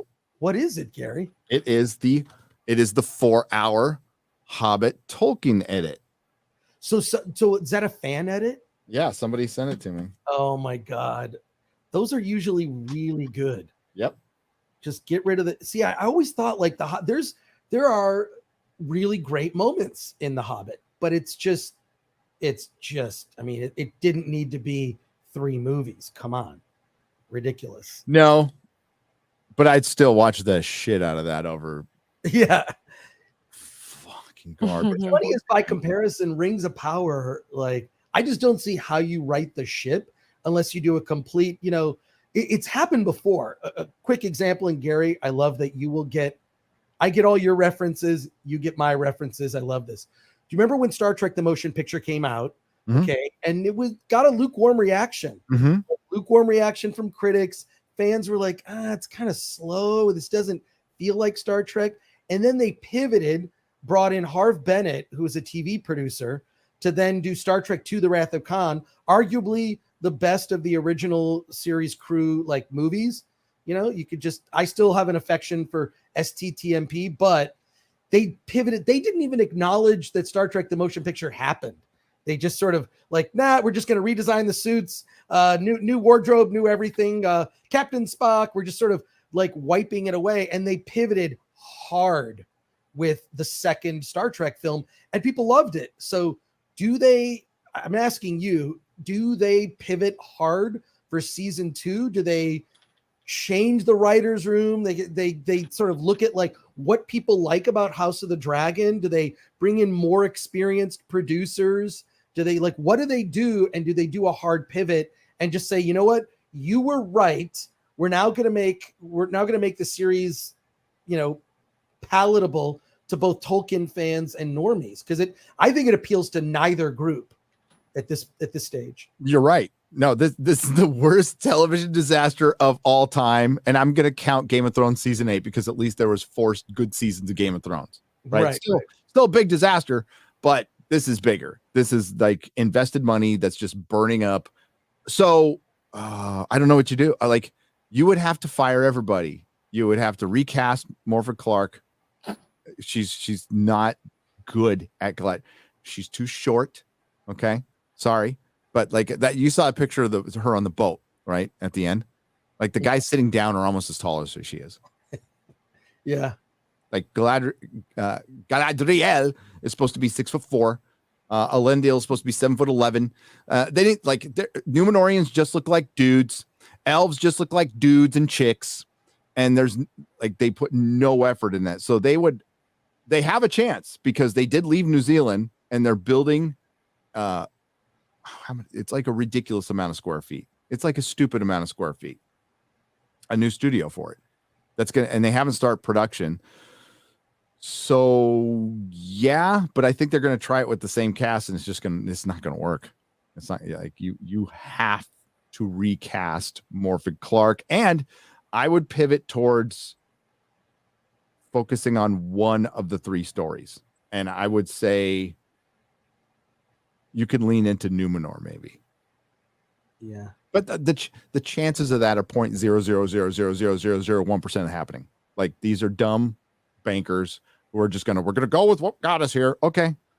I don't think it finishes 5 seasons though. I don't. You don't think that they just pivot hard and go, they have to be learning some lessons from this. I mean, Jeff Bezos has to be embarrassed by the show. I mean, like on social media, I'm talking about just like no one is talking about it other than it's terrible. Yeah. And people are out. They're out. They're watching people's videos and reviews, but they're not actually watching the show. I did my live stream last week and I didn't do it like a scientific X-ray poll, but I did yes or no. And it was like the no's were 20-1. I didn't watch the show. Well, it's funny, Gary, too. I was watching the OneRing.net. They do a live stream on Tuesday nights, and they've all been very positive. They've been maybe a little too chummy to Amazon. I think a little too chummy to Amazon to get access and whatnot. But what I was doing was I was just looking at the chat. The chat was on fire. Hated. They like. The whole premise of their Tuesday night show, I don't know if the live stream's still up, was like, so we're halfway through the season. What do you think? The chat was like, it's an F. It's not Tolkien. D-, awful. I can't stand it. So all the chat was just ripping on the show. And they don't get a whole lot of viewers. I mean, not even close to what, Film Threat gets more live stream viewers. I think they had maybe 100 people, maybe 200 people, but it was just like, the chat was just like on fire with just, I don't think there were any positives at all. Interesting. Yeah. I've heard a few people turning around. Even the Tolkien professor was like, and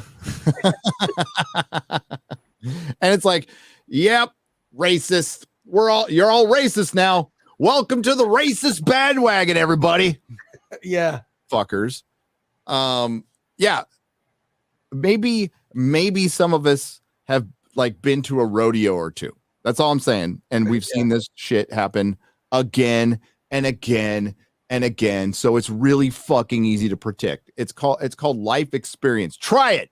Go outside, touch some grass, or learn something once in a while. When you see Star Wars fail for political reasons, it was a political move to make Luke a cuck.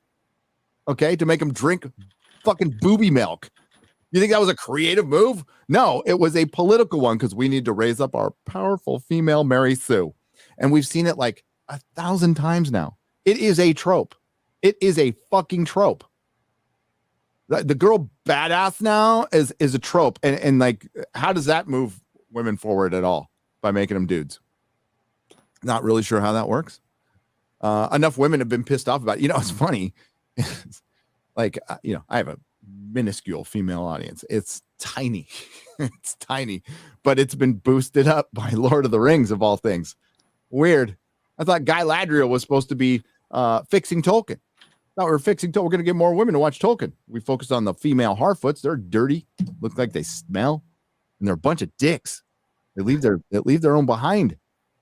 Oh my God, Gary, I've seen other YouTubers using the Guy Ladriel. Like I've seen it on thumbnails for channels like, because just things that are recommended to me, not even channels I follow. Guy Ladriel's now become like a thing. That's beautiful. Guy. I love it. You got to take credit for it. It did come from you, but seeing other people just use it is great. It's great. It's great. When I see MCU or Guy Ladriel, feelings in hallways. It's funny. Marvel even used MCU. Remember the promo? They used MCU. They said Mushy TV. They came very close. Right. But that's very close. Well, they went full MCU by going after like YouTubers in She-Hulk. Like they knew they were going to get shit. And instead of like, I don't know, basing a story off the fucking comic books, they went to YouTube and decided to use some time in their story to go after like car videos. And yeah. I don't know. I wonder. I have to wonder at some point, all the negative, publicity. Is there an upside to it? Because it seems like it happens all the time. Like going after fans, for accusing them of being racist, when the same fans are watching other shows that they happen to be enjoying that have diverse casts, as if that's a new thing, a diverse cast. It's a new thing to point it out constantly as some sort of virtue, like this show is better because of it. No, not necessarily. That doesn't make it a diverse show. Doesn't make it a good show. Is diversity the Rings of Power's strength? Yeah, exactly. I don't think so. Eric July made a great video on this a couple years ago, explaining that it's the middle management where the meritocracy is gone, right? So they're hiring their middle management and their PR firms and their PR people and their media managers are being hired the same way their showrunners are and their writers are and their actors are now. So it's all checking boxes. So you're hiring very inexperienced people who probably the only experience they have in the world is fucking social media. So that's why they're basing it on. And it's not real world. There's no real world experience. Remember when people used to do shit? Remember when writers did shit? Remember when they were like war veterans and stuff? Yeah. And now they're just like, I was a veteran of the meme wars of 2016 or whatever. It's like, fuck. That's what you would see. I mean, freaking, Gene Roddenberry had been through so much in his life. I mean, he was an LA cop, right? Like he had experienced life in a lot. I mean, he survived a plane crash. Gene Roddenberry had been through a lot and obviously took those personal experiences and wove them into Star Trek. And you just see hardly the people that they're bringing in have real world experience outside of a fucking screen. You know what I mean? Like that's really kind of sad. 4 walls in their bedroom and a screen, Yeah. Life's been too good for them. It has. And they're ungrateful little shits. They don't even understand how good they've had it. We're one generation. I'm old, so I'm one generation removed from my dad. Grew up without a dad, dirt fucking poor in South Dakota with no heater. It was like coal. That's how he heated his no bedroom house with no dad and a crippled mom and his brother running a fucking farm. That's and now we're like, oh my god, this is so hard. My internet was on for like an hour. Fuck. Alec Baldwin's finger for $20. The woke infection is making its way into video games. That industry is not immune. You are correct. It's just taken longer because it takes longer to make video games. I think like the woke shit comes out 5 years later and it's bad. Yeah. Oh, weren't they talking about doing a Witcher 4? Like another Witcher game, but it's not going to be with Geralt? I don't know. It's going to have a female protagonist. I don't mind options in a video game. I don't mind either. And frankly, when I play video games, when you see that now, what do you automatically think when you see like, oh, we're gonna have a female lead now? Yeah, it used to mean nothing. Like, oh, we're gonna have a female lead, but now it's like, oh, yeah. Now it's groaning. Trying to tell people.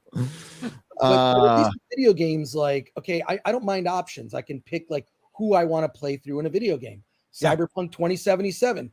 I chose a female because I get to when I would play Street Fighter 2. Dude, what you do in your time, I do not judge. So. But it's like, but at least I have the option, right? You can sort of choose what you want. Now I just, I've been hearing about stuff leaking in. It just doesn't appeal to me. Yeah. What was that one where Jeremy got in a big fight with a video game company? This was a while ago. Naughty Dog.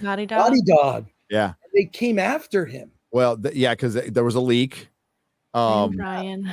And they came after Ryan as Jeremy, just some guy. Who else? There was like 3 other people they came after. Strikes.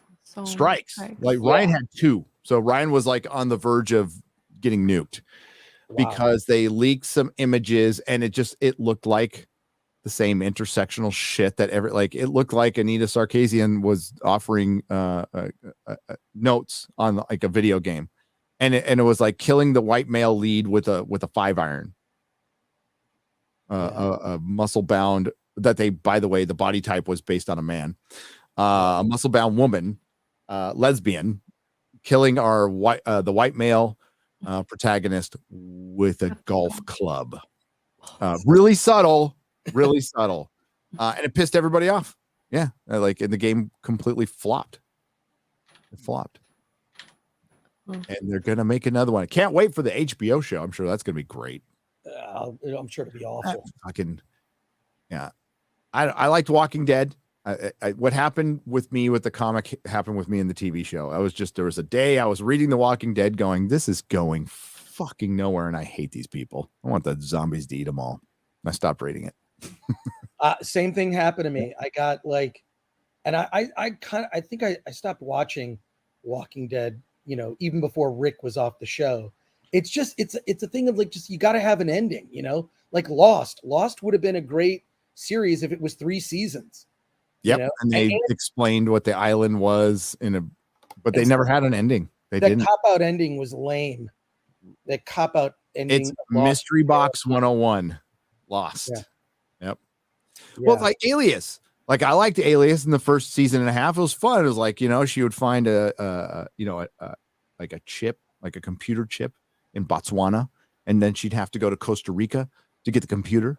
And then she'd have to go to Alaska to get the computer case. And then she'd have to go to Russia to get the plug. And then she'd plug it all in. And we figure out it's the Rambaldi device. And it's like, it's the Rambaldi device. And it turns out a bunch of bullshit at the end. Like that's what it was. It just got tired. I don't know if you ever saw the last episode of that. Oh, it's so fucking bad. Yeah. I stuck with it the whole way. Man, it just went downhill fast. First season and a half looked like it was kind of fun, but it was just all smoke and mirrors. I agree. Literally smoke and mirrors. Yep. You're on Sanborn for $50. Woo! Gaming is starting to turn woke. A very sad face. Sorry.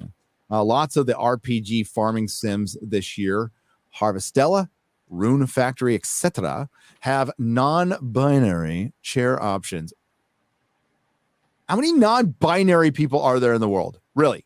Seriously. Like, not trenders, real, like, I'm doing this shit for life. Like, I'm not some actress on House of the Dragon and then I'm going to get knocked up and have 3 kids in 5 years. Like a lesbian until graduation. A lug. Do you think how many? The weird thing, and we can have these conversations because we're older gentlemen. We're gentlemen of a certain age. Do you think, because I'll look at photos of myself from the 90s and I'm like, I wore that? or I made choices that were like, I that never was. think that. I'm just kidding. But I'm like, I had that haircut, I had long hair once with a ponytail. I had that for a long time. And, just like I look at like how I was at certain stages of life and I'm like, oh, I'm kind of embarrassed by it. Do you think at some point, some of these kids, and I'm saying like the under 25 set, they're getting sucked in with the latest trends. Oh, yeah. Are they going to like 10 years from now look back on themselves and think I was a fucking idiot? Are they going to do that? Yeah, I should have never chopped my dick off. Whoa, what was I thinking? Yeah, I think so. I totally think so. Yeah. But at least I was like, woo, that mullet was a bad idea. Or like ponytail. Actually, I have no problem with the mullet I had because it was right. My mullet. You can always go back, not with that other thing. Mine was a Lost Boys mullet. Okay, so I like the spiky hair when it was all bleached blonde and flowing in the back. But I mean, look, we wore weird stuff. We had weird haircuts or just different looks, right? But like, there are things that are permanently damaging a generation of kids, and it's concerning. It's concerning. It is very concerning how much we have fucked up our kids. Yeah, like I'm super worried. Like I was not in the best of space today because I'm just super worried about my kid right now. He's going back. He's shadowing at school for the first time. It's a private school.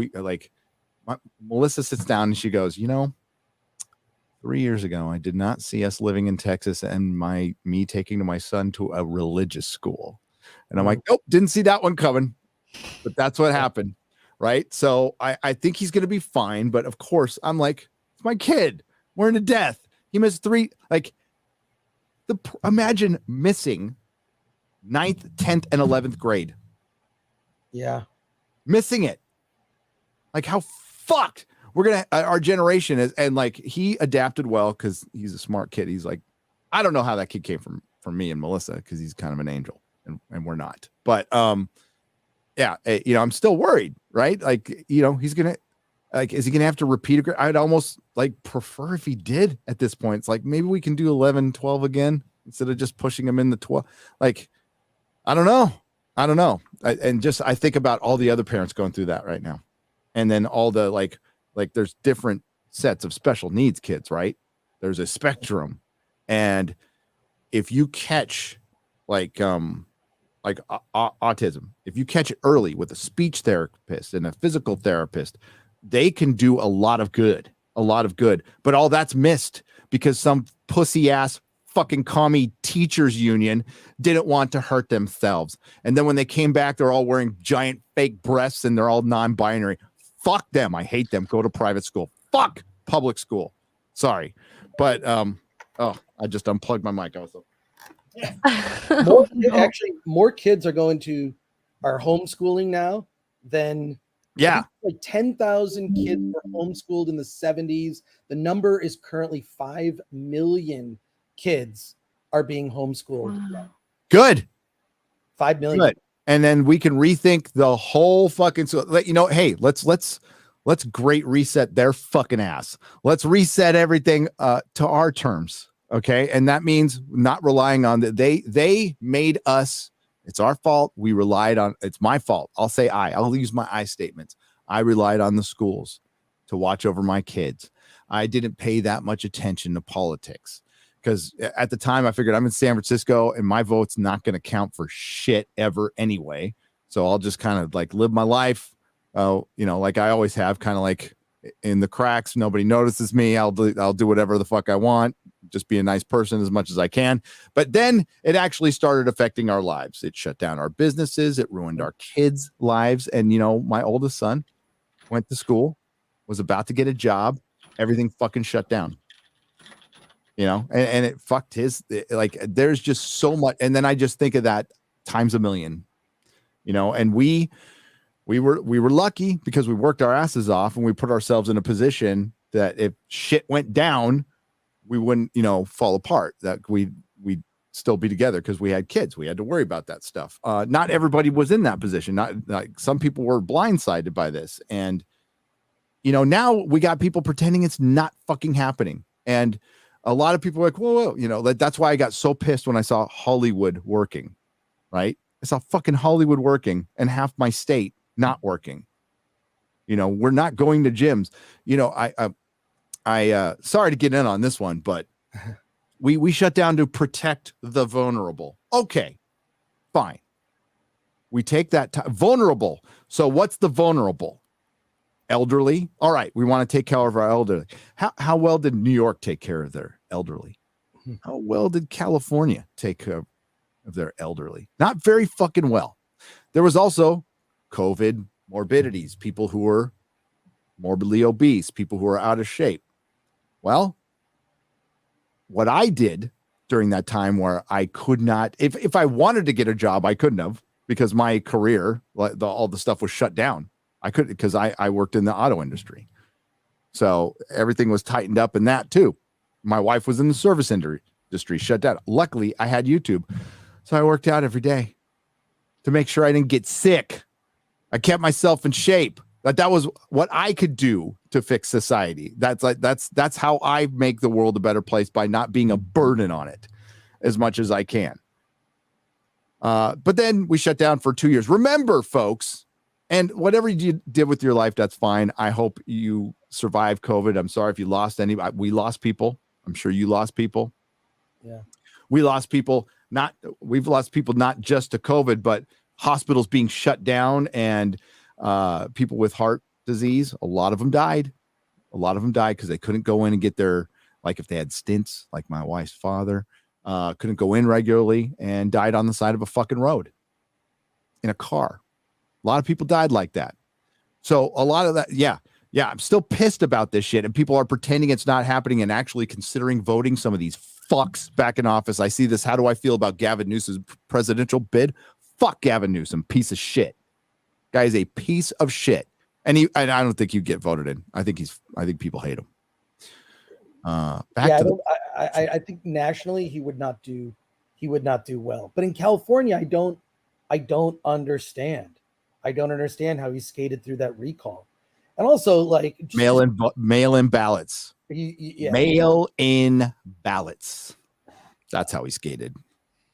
Well, it's funny to see people pissed off that Biden in that 60 Minutes interview basically said COVID is over, because you see like all the big pharma stocks like dropped because of that. People don't want to give up these rules and all these things that they have in place. Like if you have a job as a COVID compliance officer, which is a real job on a movie set, on a movie set, I had to fucking I do this award show once a year, you know, to just bring attention to small indie movies, right? It's called Award This. We put on the show in 2021 at a drive-in, because that was the only way I was like, I'm not doing it. I'm not following. I want to go to Orange County where I don't have to follow these rules. But at the last minute, they made us get $2 million of insurance for the event, which was at a freaking drive-in where everybody's in their cars. It was annoying. We had to pay a COVID compliance officer. It was, of course, we didn't make any money. It sucked. But all this stuff is, to me, a grift. Do you remember that place? Do you remember that video that went viral? The woman who was the owner of the Pineapple Hills Saloon, and she did a video where she filmed herself, and she showed like here she had built all this outdoor dining, you know, to follow the rules, and they shut her down. And then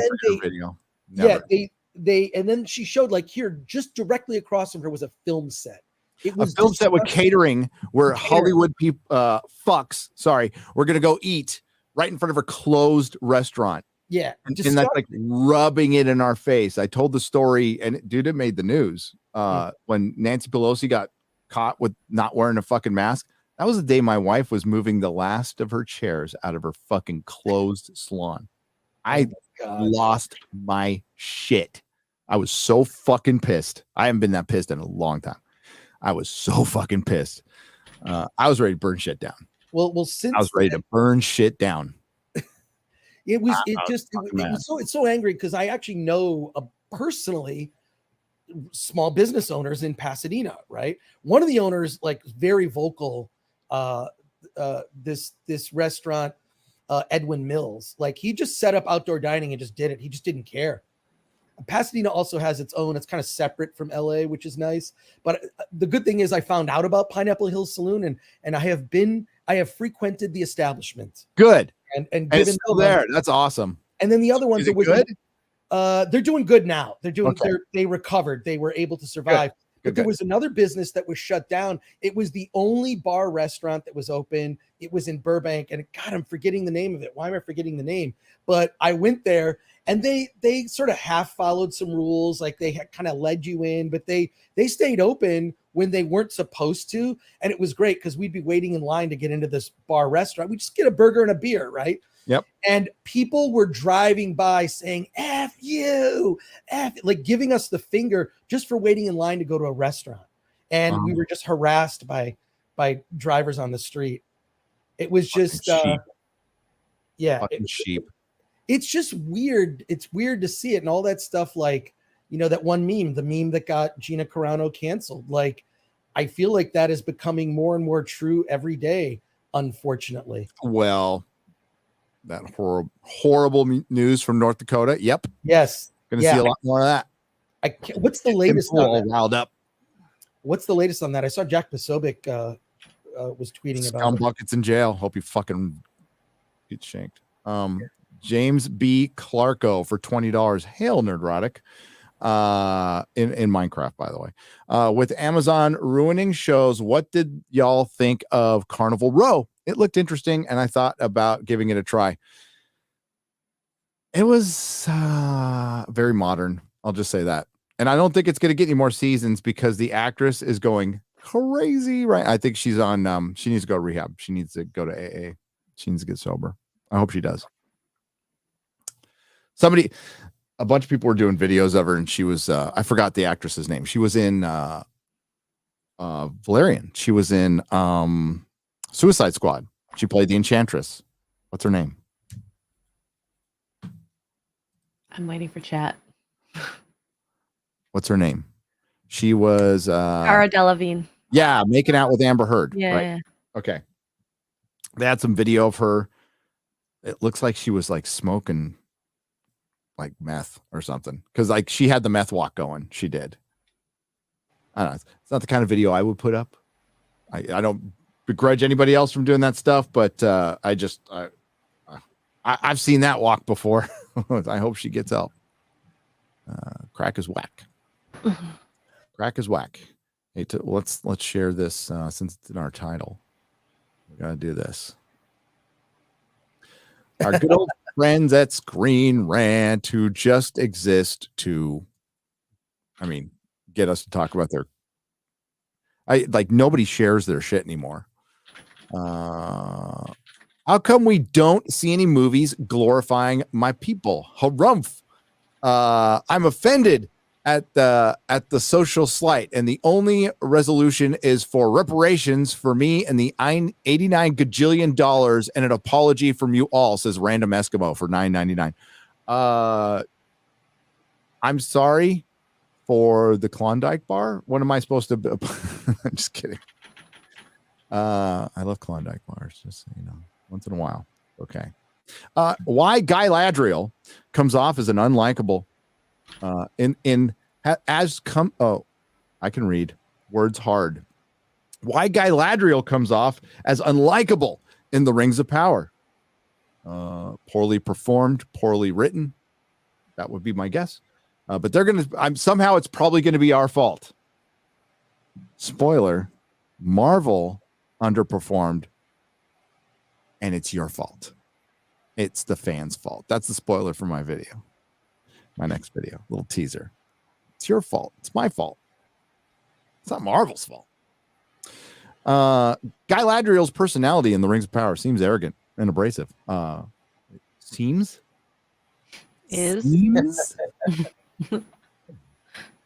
When compared to the stately grace of Galadriel in Lord of the Rings. Are they going to tell us she's on a character arc? I can't wait. Let's dive into this. This is gonna be fun.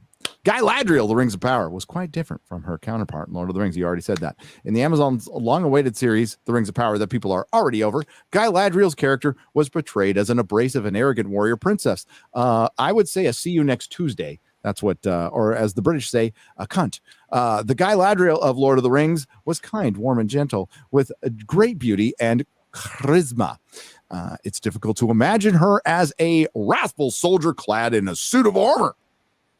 Her elegance and stature didn't mesh with the unpleasant she-elf in The Rings of Power. This disparity could be explained by thousands of years that separate young Galadriel from older Galadriel, except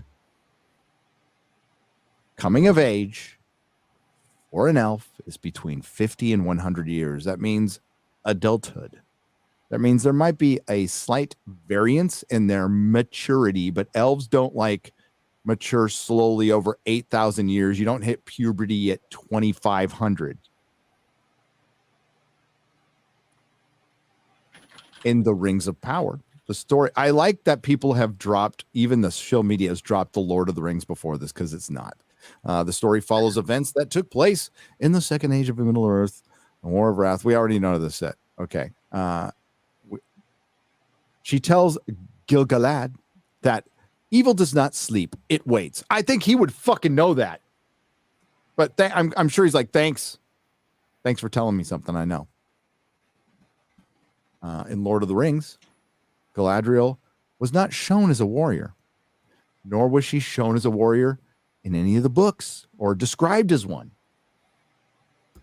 As a matter of fact, very specifically, it was said that she did not take part in any of the wars of the First Age. There's a considerable contention surrounding the idea that she was a warrior with many battles under her belt, while Tolkien made no specific mentions in the Silmarillion or the Unfinished Tales or anything else of Galadriel fighting in battle. Tolkien wrote in the Unfinished Tales she was proud, strong. Are they really just dredging this up again? She was proud, she was strong, she was self-willed.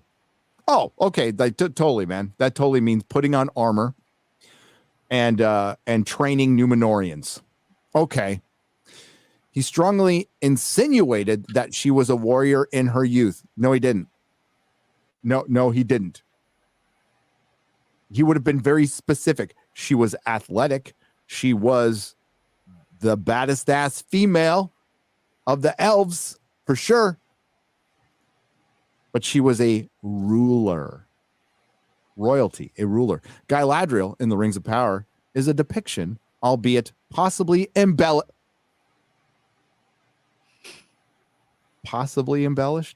Is this person 10? I gotta ask that. I hate to do that too. Sarah Richards. There's literally no barrier to entry for a lot of journalists these days. Yeah.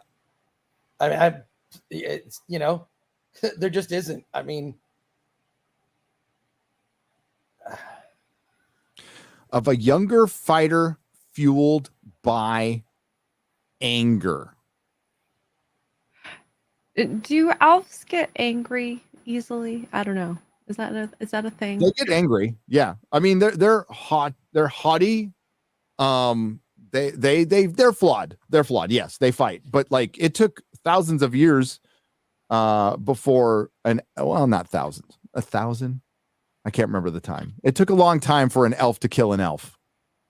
Like a lot longer than like, you know, the sons of what was it? Cain and Abel. I'm not familiar with the Bible. It took a lot longer than it did for man to kill man. We'll just say that. Do elves have the power to throw larger guards single file into a jail cell like this randomly? Not Numenorians, like maybe like regular men. Still like not that kind of power. And even like Numenorians are powerful. They're badass. They are unequaled in war. But no, those were incompetent morons. How bad was that scene, Chris? That scene was so fucking bad.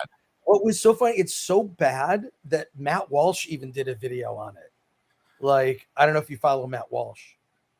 He did a video. I know. Yes, I do. It's so bad I even noticed. I know. Yeah. I love it when the political pundits jump into our world. It's like, okay. I mean, it's a good take. It's fine. Matt Walsh is very good at what he does. Very, very good at what he does. I think he even did something on The Little Mermaid. That's what it got in a bunch of trouble for, or quote unquote trouble. Yeah. Was it him talking about The Little Mermaid? Yeah. Yeah, I think the Daily Wire is leaning more into pop culture commentary. Well, they should. So it's not like the kind of depth that, you know, you or I go into, but certainly like they're touching on the big stories. So I'm glad they're finally noticing. It took a long time for the pundits to notice. But I'm glad they're here. This has been going on for years. And then like we'd sit there and call out the intersexual feminism in The Last Jedi, and then like see Ben Shapiro. I'm just using this example. Can't remember if he liked it or not, but just somebody like him goes, it was good. Just like fucking Jesus. The Rings of Power showed Galadriel as a bitter and impatient. She was driven by a desire for revenge. Her father and 3 of her brothers have been killed by Morgoth. Actually, just one of her brothers. That's all they mentioned. And nobody's mentioned her husband yet. Galadriel was very close to her brother Finrod, who we could have seen in the episode of The Rings of Power. That was him. They called him Finrod on the little side thing. And when he was mortally wounded by a wolf of Sauron, Galadriel swore vengeance.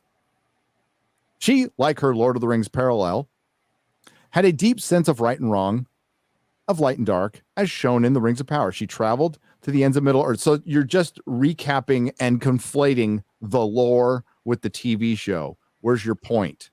Where's your explanation? Depending on the calculation, Galadriel is anywhere from 12 to 2,200 years old at the time of The Rings of Power.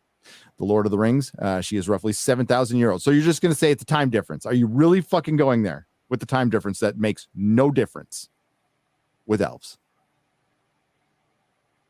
Didn't they just show a scene in The Rings of Power where an elf didn't notice 20 years had went by? I think they did.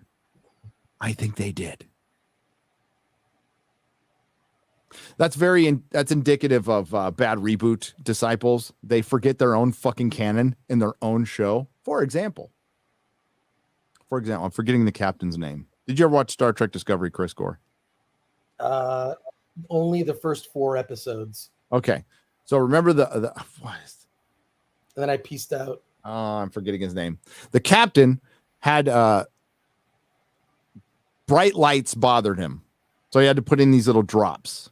Well, it turns out that was indicative of somebody who's from the mirror universe, right? Right. So the mirror universe, you had to wear like either sunglasses or you had to put in these drops because the light affected your eyes different. Except they completely forgot that with another character that like is a main character in the show that was played by Michelle Yeoh, who was from the mirror universe, and they just never used that thing again. It's that kind of shit. If you goes, that's deep lore for my channel. Morfydd Clark, the actor who portrayed Galadriel in The Rings of Power, said of her character, humility is going to be a big part of her character arc. So you're just repeating the Hollywood Reporter article from 2 weeks ago.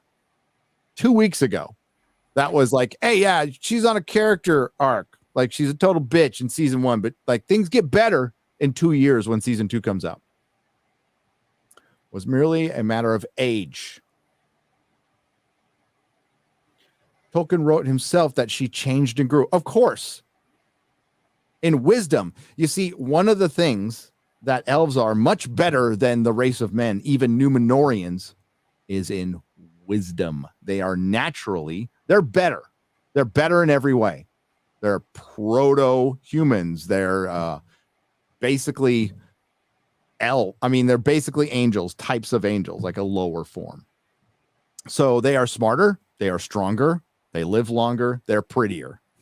They're better people. So great point there. I really feel convinced. Jesus. Now this show's it's dead. Chris S for 1999. Hail, thoughts on the Woman King? I enjoyed the culture aspects and some performances. Definitely woke though. At one point, I was hiding guffaws while someone else in the theater was sobbing. Oh, you're trying not to laugh. I have no thoughts on. They call it alternative history now in the description, Chris. Is that what they say? That's what they're calling it. They changed the description to alternative history. It's an alternative history. I think the name The Woman King is stupid. It's terrible. It has nothing to do with the movie. They only tack it on at the very end. I always hate that when they say the name of the movie in a movie. It's kind of laughable, but yeah, it's tacked on in some lame line at the end of the movie. Yeah. I mean, the movie's being way overpraised. I mean, I enjoyed it, but at best, it's like a C plus, B minus at best. Yeah. So the Rotten Tomatoes is way off. But I enjoyed it. I'm sorry. Sometimes I have different takes on stuff. I was getting roasted in the chat on Tuesday night's main event.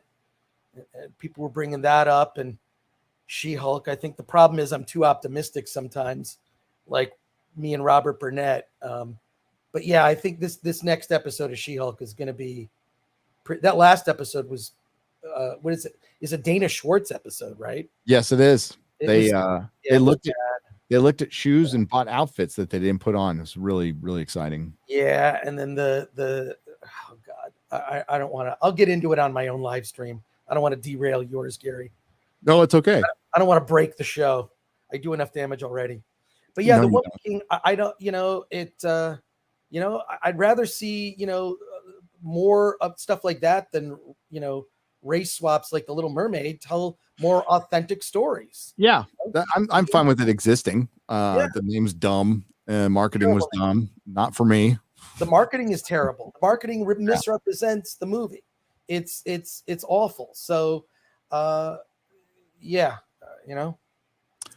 Will M for $20. Andor proves that I am way more angry at Disney Star Wars than I am at Game of Thrones. I can't get over Boba, Kenobi, sequel trilogy, etc. to enjoy Andor, even though it's kind of well done.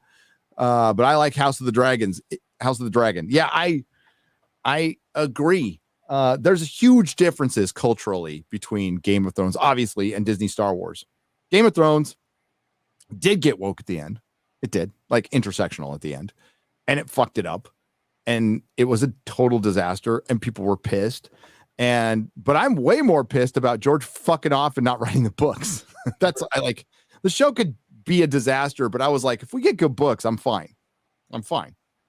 Totally fine.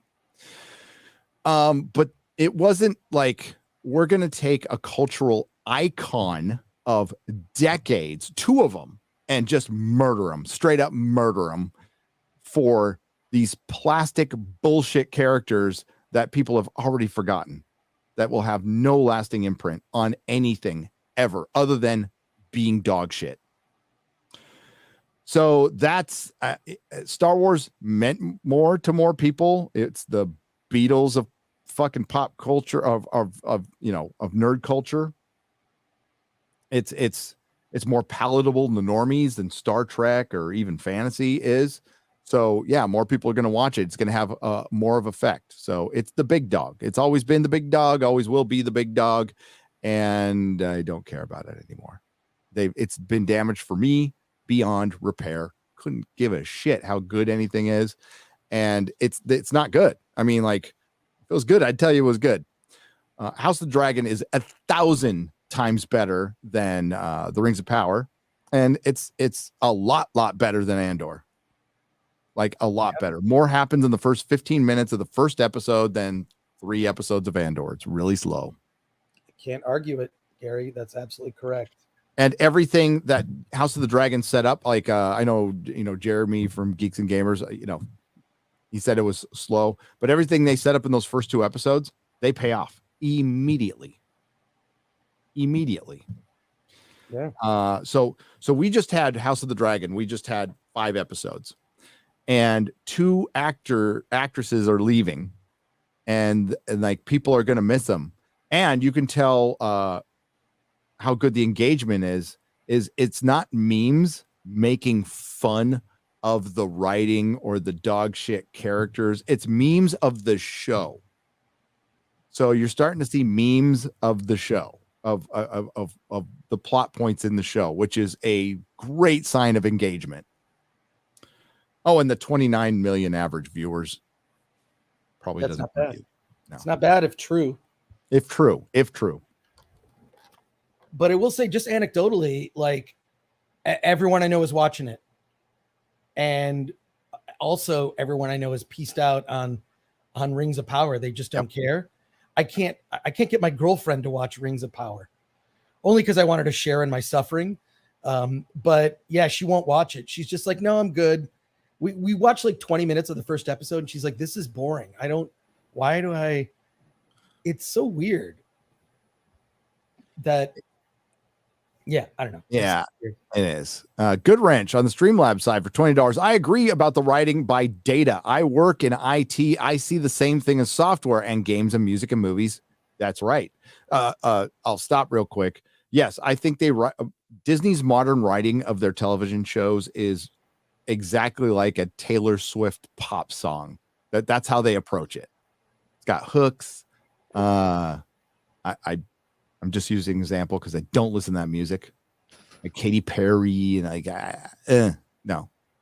Oh my God, Gary, we don't listen to the same music. I also don't listen to that music. Yeah. It's almost like these scripts are like, I hate to say it, they're almost like Mad Libs in a sense. Yes. You know? It's like woke Mad Libs. Oh, Yeah. somebody should make woke Mad Libs. That'd be kind of fucking funny. That'd be kind of good. You can only use woke phrases. It's not nouns. You just got to use like intersectional or incel or something like. Yeah, somebody should invent that. Just give me a thanks. I don't need anything. These companies are so concerned, unless it's already been invented, concerned about collecting data, telemetry, and firing QA teams, ignoring customers. Also, all so bosses can jerk off the 2 charts. Let's look at some charts. Sorry, it's Kyle Dunnigan. Little Kyle Dunnigan there. He does a great Cuomo impression. You're right. I worked in a IT-ish kind of thing with Technicolor. So definitely know what you're talking about. So many fucking meetings. My God. I just stopped going. And you'll be like amazed like how confrontational some people are. Like I'm not going to the fucking meeting. Really? I just stopped. And they give me dirty looks, but they wouldn't even write me up. That was like straight up being insubordinate. I just stopped going to meetings. I'm like, I'm not going. Fuck this. And they just didn't do anything. Big Worm for $20. Gary, you need to look at Tolkien Untangled's channel. He did a what if storyline for Rings of Power before it was released. His storyline sounded amazing. Amazon should just hire him. Honestly, you should bring him on the stream. Live long and prosper. I'll check it out. Vocalize for $50. Thank you very much. Pronounced vocalize. Hey, I got it. Nerdrotic saved my life. Wow. I was in a bad place when I came here in 2020, and Gary let me know I wasn't alone when I couldn't earn money during the coof. Melissa was so kind. Been a fan here ever since. First time super chat. Aw. Thank you. Yeah, Melissa's all right. She all right. Autistic Musings for $10. D&D is infested with woke wizards of the coast, especially the cancer spreads everywhere. You are correct. You are correct. And I'm sorry. Got to start making your own. Some people did. That Solomon Kane tabletop game looks pretty fucking dope.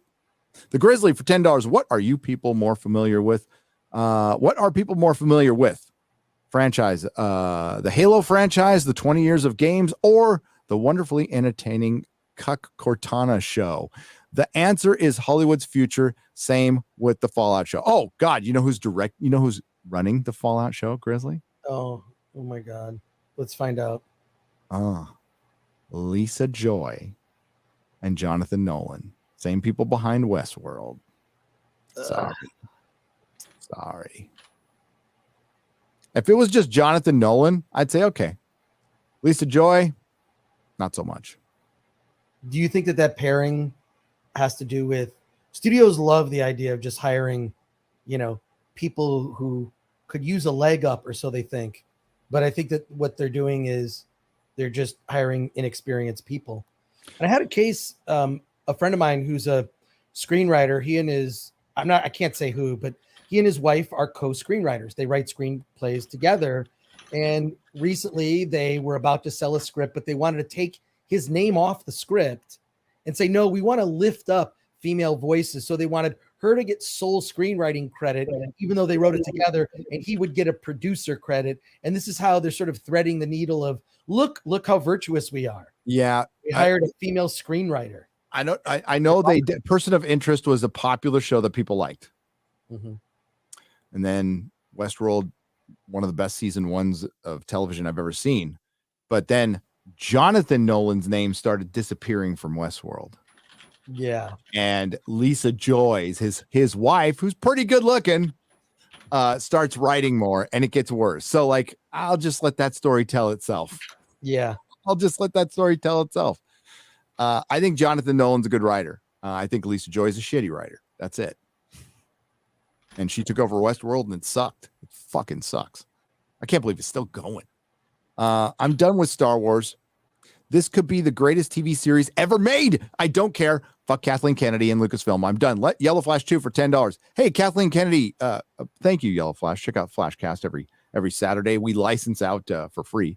I got news for you from that. That's where I got it from. So Yellow Flash, good guy. I got news for you, Yellow Flash. You black-pilled on Star Wars just like me. But I got a question for you. Is Kathleen Kennedy still in charge at Lucasfilm? Yeah. Pretty sure. Pretty sure she's still the boss. T-Pack 28 for $10. Adrian Curry has a great cameo in a very underrated horror comedy anthology called Tales of Halloween. I highly recommend it. Oh, I'll check it out. Sweet. Tales of Halloween. Awesome. I was just thinking, like, don't you hate it when something hits your brain and then just... Hey, Roland New for $1.99 says, fuck Naughty Dog. Hail Jeremy, Ryan, Az, and you all. Hail all those guys too. Yeah. I mean, like those guys, like we all love a fight. Okay. If a big company comes after us, we're like, oh, sweet Jesus. Thank you. We're like, come on, motherfucker. But then when it gets to two strikes territory, you're like, oh shit. Poor Ryan's like, I don't know, man. And like, me and Jeremy were like, you should get into YouTube. Luckily Ryan had a day job at the time, a good one, but it's still a little freaky. Az didn't. Az was a full-time YouTuber, and he went after him. And they were bullshit too. There are third-party companies misusing the copyright system to silence criticism, and they paid for it ultimately. And they helped all those channels ultimately. So striking those channels did nothing but make them stronger. And they'll never fucking learn. And good.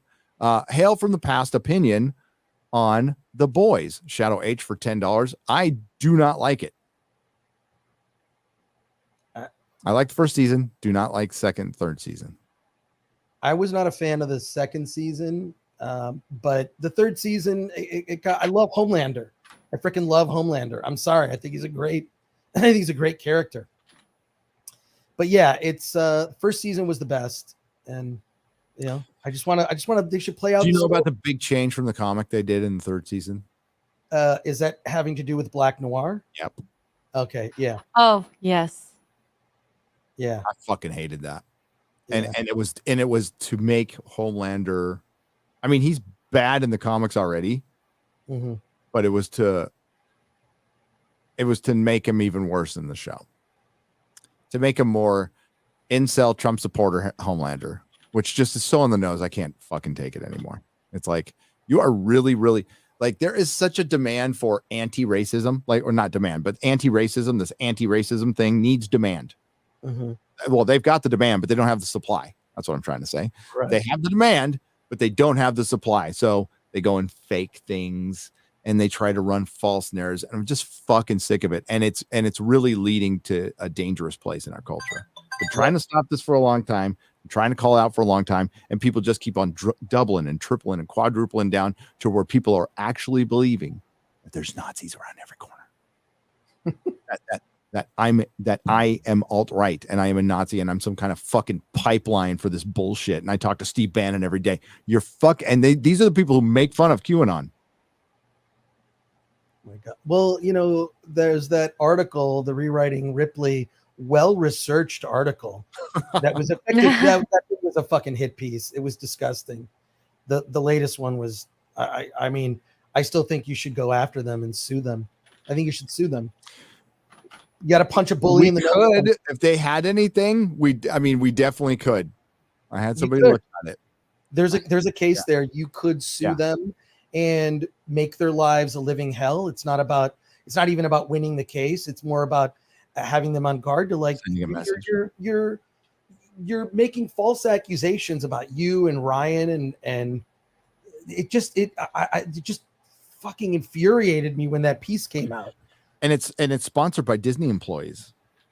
Yeah. Is one of the writers used to work for Lucasfilm. Okay. And they are friends with people from Lucasfilm. They are all following them on Twitter. So this is all supported by Lucasfilm employees. I don't know. At some point, to get rid of a bully on the playground, you got to punch him in the nose. Punch him in the fucking nose and break it. Serious. Yep. You got to do it sometimes. Yep.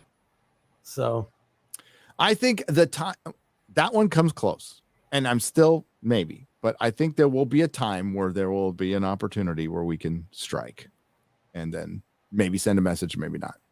Usually I just, don't care. But that one got agreed, and it does help other ankle biters, but that's all they are is fucking ankle biters, man. And I just put it this way. If in my email, I don't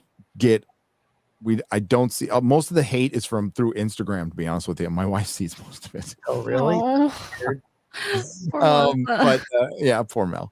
But like the other stuff is like it's 200 to 1. People are just like, keep doing what you're doing, and it's really nice. It's really nice.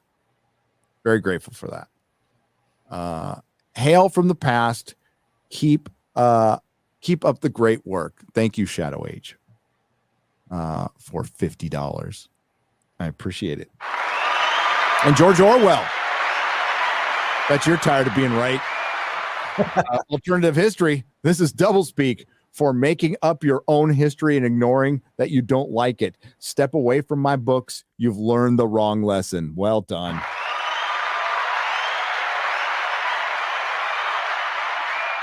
All right.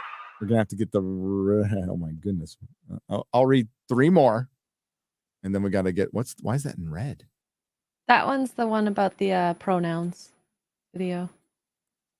Oh, okay. Okay. Did you pull it up? How long is it? I have it. It's 2 minutes and 20 seconds. Did you preview it? Kind of. If it's hard to do it, I'll listen to it now.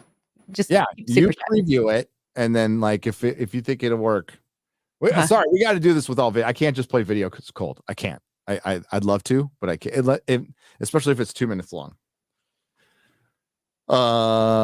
Acidia Geo for $10 says, "Hey Gary, can we get a shout out for The Hobbit, first published 85 years ago today? Is it today? Really? Oh my goodness. I thought it was tomorrow. It's today.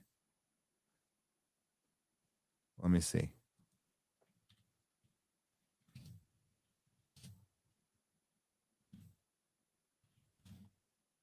Up and up. But yeah, 85 years ago today.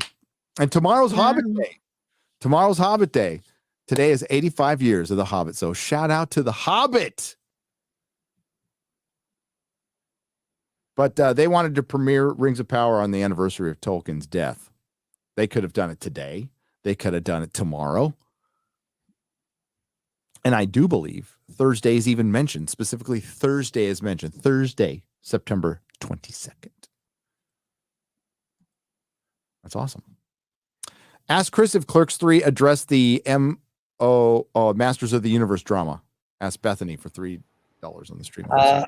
Clerks 3 doesn't mention any of it. I finally saw Clerks 3, and I actually enjoy. Well, there's a character in it that's freaking annoying.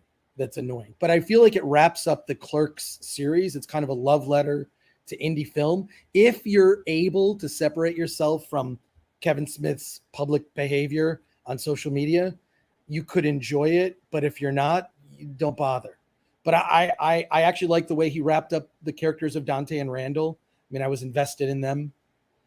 And, if you're a huge Clerks fan, then you should check it out. Otherwise, don't bother. This character that's in it, some character, like, it's annoying. You'll know exactly when you see it. So a mild recommendation. I won't be seeing it. Yeah. That's fine. That's fine. That's my job, is to see all these indie movies, to see the indie, but he doesn't address it at all. And even like, there was like a post, like, he really does.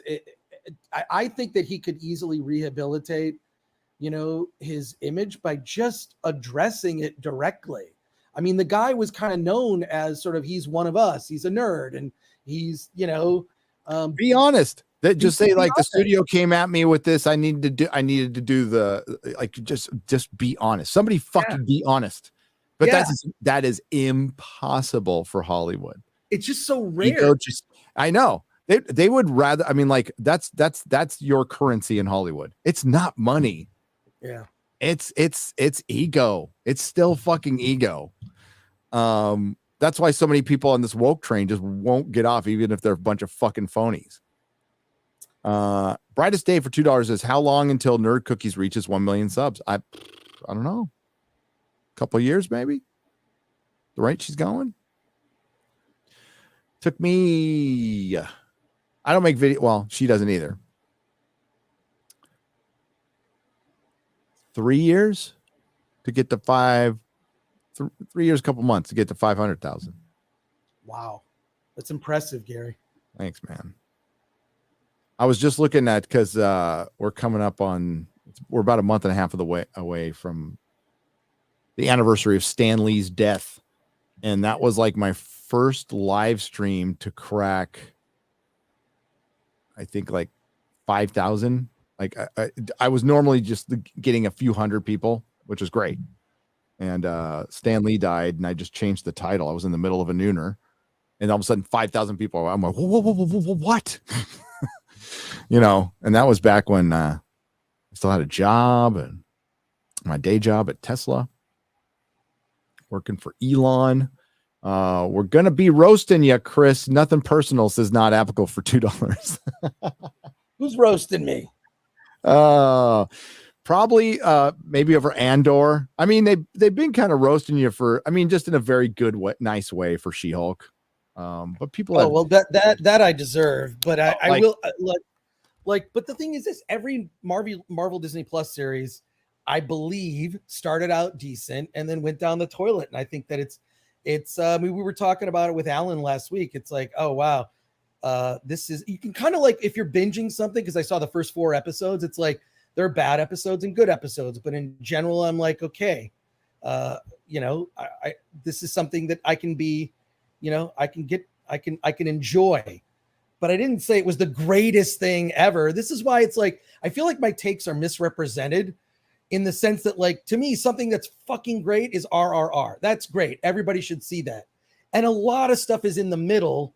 And then there's some stuff that just got awful pieces of shit, like that recent Pinocchio movie on Disney Plus. That is just, and that's an example of everything wrong with movies. Don't Worry, Darling, also, I think, is just like, what hot garbage. So I like to be there in the middle and qualify my comments. And I feel like there's no nuance, right? Like, it's like a thumbs up, thumbs down. It's like, okay, some stuff is like right there in the middle. Like, so I don't know what to say, and feel free to roast me. I don't know what to tell you. Well, I think, I mean, like Andor is not the worst thing Disney Star Wars has produced by like, not at all. Is it one of the better? I'd say it's just like really super average. Like, and then like when we get into the on the nose shit, it gets cringe, like fucking cringe. But it's like, Stellan Skarsgård is a good actor. He's a very good actor, and he's in this, and I like him in almost everything, dude.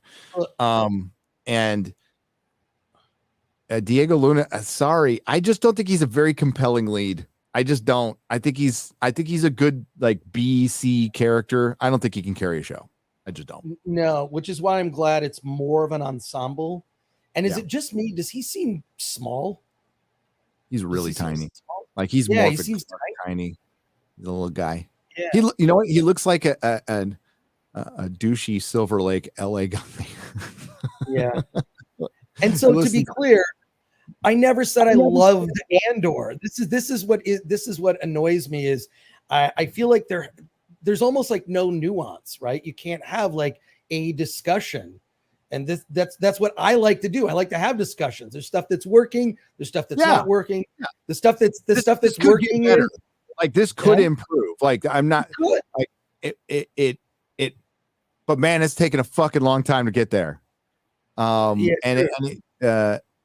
if we were going to get signs of like this is going to be a really, like, oh man, twists and turns everywhere. I haven't seen it yet.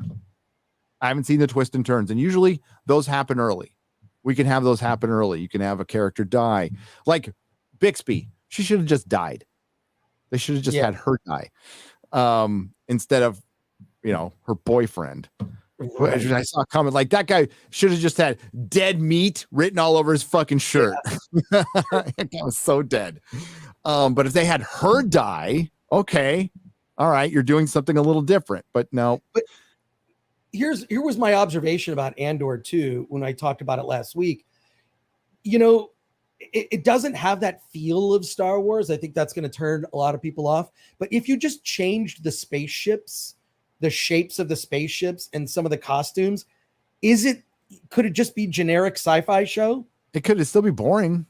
That's what I'm saying. Yeah. That's what I'm saying is I absolutely agree with that. Would you like it if it wasn't Star Wars? And my answer to that is probably not.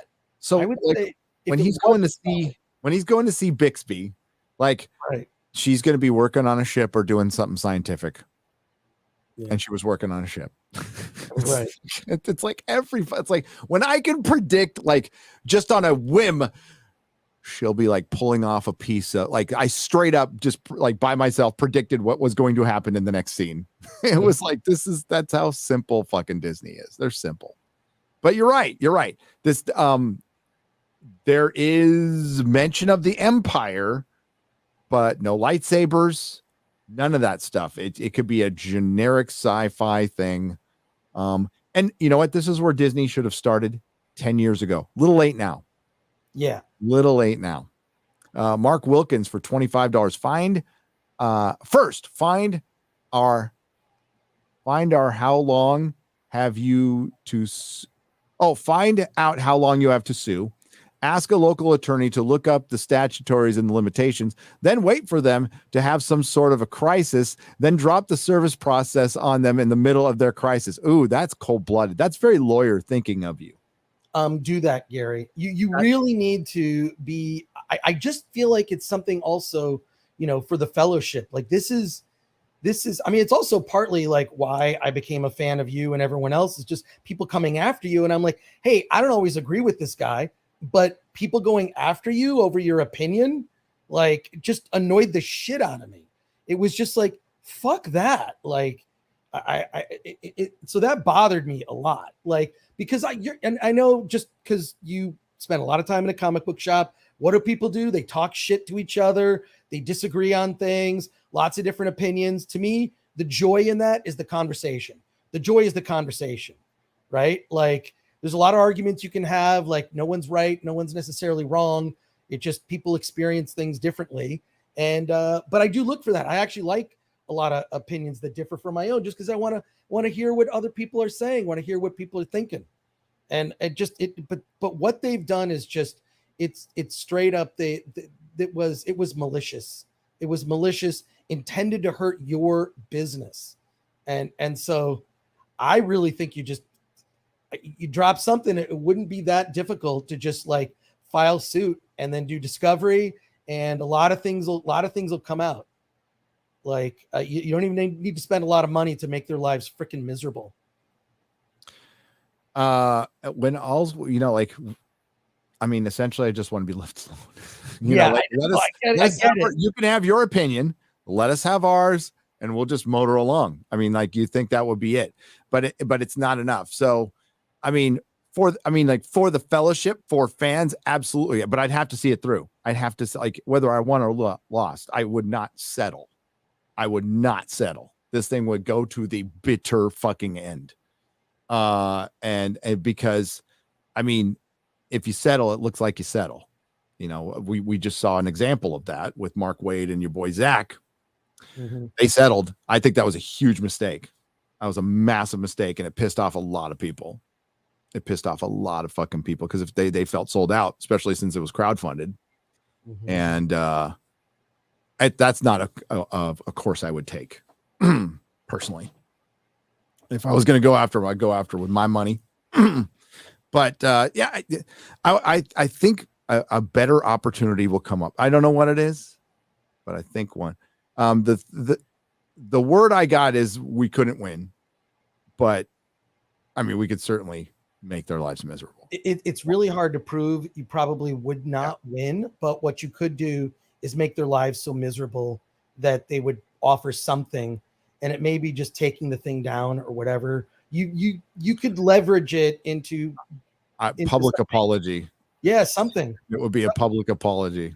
Just corrections to that stuff. It's to so fans, not to me. Yeah. I mean, yeah. Like a really embarrassing one. A humbling one. Maybe they learned something from it. You never know. Yeah. Bethany for $3. I read that one. Beautiful beard. Thank you. X-Ray Girl, sweetheart. Chris, hi. Chris is a sweetheart too, Bob. Thanks for $10. All right, we're going to get the rest on the square up, which will be tomorrow if I get my videos done. Oh, wait, one more. Manowar 665, the neighbor of the beast. Love the second season of Primal. That being said, it better end there without completely spoiling the party. No, absolutely no need for the girl squad going forward. I know. I don't know if it's going to go past. I mean, like an animated show going past 2 seasons. I just want the last episode of Venture Brothers. Please let that happen. Please. Jackson Public, give us an update. Come on, bruh. Venture Brothers, it's the greatest. All right, we got a lot. So I'm going to have to, we have to do a square up tomorrow. It'll be recorded, okay? So look for it on Nerdrotic Live. It'll be recorded so I can get to, that gets me to the most super chats. Henry back to play for $9.99 to the fellowship, to Chris and X-Ray Girl. Cheers. Cheers to you too. Cheers. Right. Sammy G for $10 says, please check out the Flash Glitz latest tune, Lord of the Rings, Pronouns of Power. What do you think, X-Ray Girl? I think we may as well. It looks like a good video. I'm just gonna go to there's a lot of talking at the beginning, so 1 second. Hey, Gary, real quick. Someone was harassing me in a good way on the Film Threat live stream, which I'm doing in 20 minutes. Why am I not on camera during your show? And it's because I'm on my couch, but I promised that I would show me on my couch. So is that okay? Yeah. I don't care. Like this. I literally when I do pants on and they're somewhat clean. I'm fine. I do have pants on. I'm kind of wearing what I wore to bed, but here I am. Just in my hair is looking weird. This is, you can see stuff in my living room here. Oh, I got that Chris Gore Fantastic Four book. Oh, you do? Yeah, that's good. It's really good. So this is my whole little living room setup, and I'm literally on my couch working on emails and doing stuff while I'm listening and paying attention and then chiming in with my opinion. But the reason is because I'm not gonna have time to change, or I'll change my shirt. But I'm on my couch when I do your show, and when I do other shows like Midnight's Edge, I'm in the morning, I'm on my couch. So I like to be off camera. Look, I don't even know what Mauler looks like. You know, like some people never go on camera, or Yellow Flash. I don't know what Yellow Flash looks like, but He looks like Drunk 3PO. It's Jay. That's right. He looks like Junk 3PO. So there. So I keeping my promise here. I'm on camera, and you can see some of the. I'm really proud of this fantastic planet. Like that's a bootleg action figure there from the animated movie Fantastic Planet. Oh, dude, that is such a trippy movie. I love that movie. I saw that when I was way too young. I did too. I was way too young and way too high. The pronouns of power. Here we go. Oh no. Okay, let's go. It began with the forging of the great pronouns. 3 were given to the twinks, slender, androgynous, and queerest of all beings. 7 to the power bottoms, great reverse miners and plunderers of the chocolate halls. And 9 pronouns were gifted to women with septum piercings, who above all else desire power.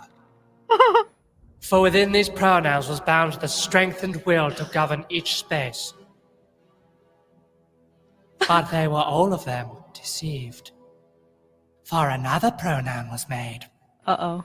In the land of Tweeter, in the fires of Mount Fire, the Dark Lord they them forged in secret a master pronoun, and into this pronoun they them poured they them's cruelty, they them's malice, and they them's will to dominate all life. One pronoun to rule them all. What does it say, Frodo? I don't understand it. I don't understand, Gandalf. That's because it's stupid.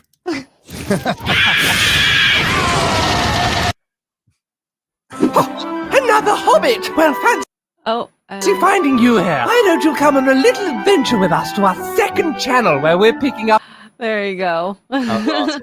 That was brilliant. That was brilliant. I loved it.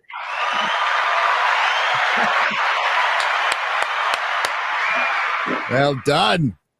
Well done. That was great. Thanks everybody. Chris got to go to his live stream. I got to make videos. X-ray girl's got an X-ray breasts or whatever you X-ray. I don't know. Every single body part. Oh, really? Yeah, I'm inclusive, okay? What does this say, Chris? What's up with your avatar? Did you send your hair out to dry cleaning? And why do you why do you love Andor so much? LOL, says John Yarmer for $10. You guys are funny. Well, if you want to keep roasting me, I'll be on the film threat in 15 minutes. I just gotta make some lunch here. But yeah, no, I'll be there. It's great. And yeah, no, the avatar is like I went on Fiverr and they could like take a photo of you and make it into like a Funko Pop. I did this like 10 years ago. And so I don't know, just seemed like a funny one to use. There you go. Yeah, because it's so popular around here. Funko yeah, Pop. Exactly. Funko Pop. I've never, here's the thing, I've never bought one, but I have a bunch of them because people send them. That's when people don't know what to buy you, they're like, I'll get you a Funko Pop. Please don't. I don't need them. So we'll be back next Wednesday. 12 p.m. Pacific time. Go if you want to head on over to Film Threat. They're starting up pretty damn soon. Sorry it took so long, Chris. And I'll be working on a House of the Dragon and a Marvel video. Then do tomorrow night at midnight. I'll be live for the Rings of Power episode 5. How fast the week has gone. Mahler will be joining us on Friday. When is Drinker coming on? He said he was coming on. Let me see the date. It's probably the week after. Okay. It's probably Drinker next week. We got Mahler, then Drinker. Shad will probably be on. We're gonna have too many people in there. We're gonna have to. Is Chrissy gonna be in this Friday? I think so. From what did she watch the Rings of Power? Has she been keeping up with the Rings of Power? I know on Sunday she says she's 2 behind. So. Well, she has time to catch up. Yeah. I'm glad to see Frosk made her final stream. Sexism and unemployment. That was a great meme, by the way. This morning, I was watching that with Az, and oh my god, it was hilarious. It was great. I couldn't make it in. I tried, but I couldn't. Oh God. All right. Thanks, everyone. We're just going to go out cold. So appreciate you all. Thanks to the Modrotics. Thanks to everyone who left super chat and donation. There will be a square up sometime tomorrow. And thanks, Gary, for including me. Thank you all. Inclusion. And Friday Night Tights, Mahler, Shad, Shadow. I'm just going to say Shad because he'll probably be there. And Disparu. Yeah. Yeah. So it'll be the House of the Dragon crew. And then Sunday, House of the Dragon. That show. So excited. It's growing. That show is growing. It's just amazing. So I like. That's what she all said. right. Hey. So we'll just we'll end with let's end with Alex Jones. Where'd he go? There he is. Do you want to take a life? Do you want to cross that line? Because it's a long way back from hell.